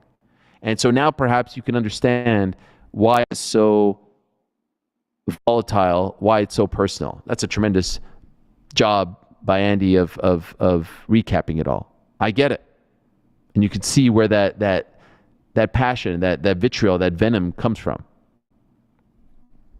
Diego obviously has his side. We will hopefully get that side of the story down the line. But that appears to be Marco's side of the story. And if, in fact, they do fight, maybe it is a great idea to have Marco on the program to tell us about it. So let's see. On the program, we've had John Silva say he wants next. We've had Yair say he wants next. Movsar is the one saying, I want next. There's a jockeying of position at 145 pounds. Fun times. But the man, once again, is Alex the Great Volkanovski. Volkanovski, by the way, always very good to us, always comes on. He was actually flying during the show today, I was told, but we shall hopefully get him on in the very near future. And he's an inspirational guy. He's a very likable guy. He's come so far in his career. What a story on Saturday. I had mentioned Amanda Nunes. It seems like she is going to, in fact, come back. She's going to be a part of the build for the 316 fight. Congratulations to her on her announcement, the induction into the UFC Hall of Fame. I think that might be it as far as Hall of Fame is concerned. I think that might be the class, but maybe not. You guys saw that, right? When someone asked Dana, he said, yeah, I think she's coming back. And usually he doesn't like let those things, slip unless someone wants him to or unless he wants to. And then she shook her heads. That was all but confirmation. I think she may have done some media in the aftermath, but I don't know if anyone asked her point blank. Sounds like she's coming back. Yeah, she's nodding. She was there at the press conference. It feels like all stars are aligning for her to get the winner of this one. By the way, also on Saturday, Jaron Boots Ennis having a great performance against Eimantas Stanionis in Atlantic City. The victory, the performance, more importantly, that he needed, a 6-round TKO corner stoppage. That was a big-time win for him, just what the doctor ordered. He had not looked particularly great since joining Matchroom. His 2 fights in Philly were just a little bit... It wasn't the Boots of old. He went in there on Saturday, did the thing, and perhaps in line for a massive fight at 147 or a jump up to 154. WrestleMania weekend this weekend, guys. You guys excited about that? Hell yeah. Can't wait. I do believe there's some kind of WrestleMania theme. Again, a reminder to those joining us late. Yes, in fact, we did start an hour earlier today. We started at 12. So I saw some people being like, yo, what's up? Well, you could just go back. A. B, this is the last show you're getting from me this week. Tomorrow, Boys in the Back. Wednesday, The Crack. Thursday, well, actually, I guess there is another show for me, but it's a different kind of show. All right, classic interviews on Thursday, not an interview AH show, and then Friday WrestleMania Roundtable. Tomorrow on the Boys in the Back, I presume more 314 talk, but also some WrestleMania talk. Yes, heavier on 314, maybe some WrestleMania, but like 314. Wait, I was told pound for pound is WrestleMania. Yeah, pound for pound. Yeah. Our favorite wrestler. Our favorite Frank wrestler. lied to me. No, he didn't. Yourself, Frank. What do you want her to do? What do you want her to do? The top WrestleMania moments? I couldn't do that. Yeah, come on. I couldn't do that. We jumped right to the he lied. I've watched 2 WrestleManias, WrestleMania 40 and WrestleMania 39. Give me your top 5 moments from WrestleMania 40 and 39. Is it 41 Okay, are we getting this top weekend? 5? It is. Yeah. Hell yeah. Can we get top 5 wrestlers? That's what we're What are doing. we getting? Yeah, I Okay, thought we that's were what going to do our top top- 5 movies to feature a wrestler. The Wrestler has got to be on there. Ready to Rumble, another. Iron Claw. Iron Claw, another. By the way, there's a lot. Nacho Libre. Did it have a Rumble. wrestler? Nacho Yeah, I Libre. guess. Nacho great Libre? Shout, great shout. Jack Black Yes. hot in the streets right now, What's the too, one with the Florence Minecraft Pugh, movie. where her whole family is like a wrestling. Yeah, family? that was Paige's, Soraya's. Oh yes, story. yes. Fighting with Wrestling My is my Family? family, or fighting with my family. Yeah. What else? Um, No Holds Barred, Hulk Hogan and Zeus. Rocky 3, Thunderlips. There was wrestling in that at the beginning. Oh, Princess Bride. Andre the Giant. Princess Bride, Andre the Giant. There was one on Now are we Netflix. just doing movies with wrestlers in them? Because then we can do any Man Rock on the Moon, movie, or the Jumanji, story of Andy Kaufman. Yeah. John Cena movie. Fast and the Furious. By the The way- Rock does the Rock Bottom to Vin Diesel, so I think that counts. Pretty sure I saw Can I some just- wrestling in Eyes Wide Shut. Oh Jesus, Frank, with the eyes wide shut. I still haven't seen Eyes Wide There was Shut. some wrestling in it, but it wasn't this kind of wrestling. Can I just say, by the way, Man on the Moon, one of my favorite movies of all time. Which one? Man on the Moon is a great movie. Man on the Moon, yeah. Andy Kaufman. Who played get to Lawler Super in Chats. that? Was it somebody famous? Lawler. Lawler played Lawler. Lawler played Lawler. Now, what's your boy Adam Sandler last night in Mr. Deeds? All-time movie. Oh, yeah. Not a bad one. Check out his stand-up special. I'm good, thanks. Guys, GFL has announced that. Well, no, they basically just said, like, if you want to be released, you can be released. They're hoping to put on an event in June. I mean, everyone that I've talked to has said that. I mean, we're pretty much at the point they're playing that song. The Titanic is sinking, and there's a couple of people still playing that song, and that's that. You know, you got a shirt. Did we even get merch? I don't know. Did they even reveal a logo? We saw a picture of someone wearing the Team Miami one, and I have to say it was atrocious. Underwhelming, yeah. So that's that. Did you guys like PFL on Friday? Did you enjoy that? Yeah, I will say.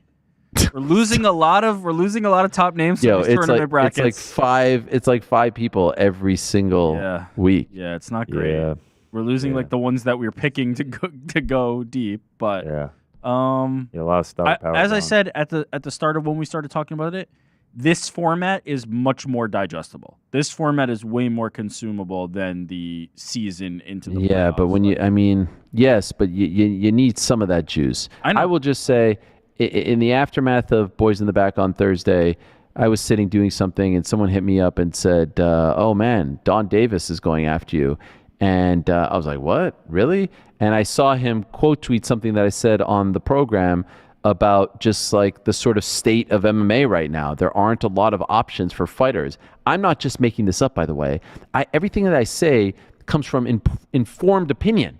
It comes from conversations with other managers, other fighters, other coaches, etc. Say like there aren't options. They're not paying as much. One isn't paying as much. Bellator doesn't exist. I'm not just pulling this out of my behind. And so we can argue all day about the quality of the fights, the quality of the promotion. That's fine. You can disagree. But when you start to claim that I'm lying to the public, that's when I'll get really upset. That's what will set me off. When you start to claim that. Campbell McLaren does it all the time. He's irrelevant. And Don Davis did it, and that pissed me off. And so that's why I responded the way in which I did. Again, you could say I'm wrong. You could say you don't like where I'm coming from. You don't like my opinion. You don't agree with my opinion, all that stuff. But don't say that I'm lying, because I'm not. I know for a fact that I'm not. You can spin it whichever way you want. Whichever way you want, you can spin it. But I'll tell you the truth here. I'll tell you the truth right now, and you don't have to do a lot of digging to know the truth. They're not paying as much to the tournament winners. They're not selling tickets, especially in this first round. They asked Bellator fighters to rework their contracts. They have to let go of some fighters. You look at the roster. Remember there was a period a few years ago where they're signing big names, big free agents, overpaying for some of them to come over. When's the last time they did that? The last big free agent they signed was Paul Hughes. And yes, he was a free agent, but it wasn't like he was like an established name like the ones that they did of yesteryear. He was looking for the next step from Cage Warriors. So I don't like when those things happen. I don't look for those things as much as people love like, 10-7, Helwani, all that stuff. I don't want that. But don't say that I'm lying to the public. That pisses me off. So anyway, that's that. Do we have any super chats? We do. Oh, wonderful. Any chance that Hamzat's good news is that he's joining the fight against rising healthcare costs with power to the patients? Oh, you know what? I actually thought of that, but I didn't want to get made fun. No, what is he talking about? That was John Jones's big announcement that one time. I got a huge announcement, and it was joining power to the patients. I think we all predicted that was going to be nonsense. We knew it wasn't going to be a fight, but we didn't know what it would be, and then it ended up being that. So maybe Hamzat. What else? Healthcare's expensive. Why do you think Hunter promised Yair a title shot next? Yeah, he did say that in the cage. He said it would be him. He said Hunter promised me. I mean, all right, maybe that's what he wants. Yeah, I love that. I mean, Listen, Mofsar wouldn't be the first guy to be on a 9-fight winning streak and not get a title shot. So Won't be the last, probably. maybe they want a Mexican fighter on that card and say, hey, you win that fight on Saturday, you get a title shot. Way crazier things have happened. But I haven't asked Hunter why he told him that. What else, Frankie? Was so happy to see 3-Pac back. The 3 goats. Hashtag Bosch. Yeah, it was great. I feel bad for Pizzi. I see his eyes like half open like this. I see him That's not struggling. from the tiredness. Yeah, that's just Pizzi being Pizzi. Yeah. But it is a lot of fun. We had a great run together, and it's great to be reunited. The giggles are great. Reunited, and the giggles really they when I was really editing hit. the podcast later, like I think he giggled through the entire thing. Oh wow! Like not all of it was audible to Zoom, but we were able to hear it. It was funny. Love it. What else? Colby versus Chandler at 170. Let's fucking have it. Hashtag Bosch. I don't hate it, but Chandler at 170 just doesn't make any sense. I mean, look how much smaller he looked at Patty at 155. I think he'll look way too small at 170. He seemed happy to do it when it was Connor, and he was talking about, I'll even go to... Yeah, okay, it's Connor. Yeah, of course. So what? Nah, he could do 70. He'll just be out. What? So he can headline Fight Night Qatar in it's not a bad show. In August. Colby versus Chandler at Qatar is a banger. Yeah. Nah. Qatar? Cutter? Cutter. Okay. Oh, okay. What else? If Ariel could choose just one of these options, either keep Frank employed with the team or have a blockbuster special Monday show with 3 in-studio guests, including Patrick Ewing, Vince McMahon, and Howard Stern. Vince McMahon. Your reading cadence is insane. It's one Easy of the call, easiest right? questions to answer. Yeah, I mean, come on. Let's not get crazy. Really? Vince? I mean, the Vince interview would do numbers right now. It would do numbers, but no, we love Frankie too much. I would say no to I don't know what the biggest interview possible would be. What would be the biggest interview possible right now for us? Dana White? Dana exclusive? Trump? Yeah. I would say no. Frankie stays. That's how I roll. And then lastly, Kyle Jr. What else, Frankie? writes, hey, Ariel, would you have MMA Guru on the show? Spelled Goro, though. Okay, so... I don't think that's how you spell... No, it's not. And I wanted to pronounce Goro? it like that. Goro? Maybe Goro from Mortal Kombat? Shout out to one of the best Mortal Kombat characters. 4 arms. But is that a different person? No, they mean... I'm going to look it up now. How do you know? Because there's 2 O's there. Like, you either... You the way the make chat the responded mistake... to the question, it was very evident that the intention and the receipt... All right, I just want to make sure. Gabriel Goro Martinez? Yeah, there's fighters with nickname Goro. But I is don't know. we have have him? Goro? 9-0 out of Argentina. By the way, the internet is holding strong. Yeah, when's his next fight? April 27th. This actually lines up perfectly. I have him on the show next week. Samurai Fight House Next 21. week, comeback show? Edgardo Pernas versus Gabriel Goro Martinez. Monday, Tuesday, or Wednesday?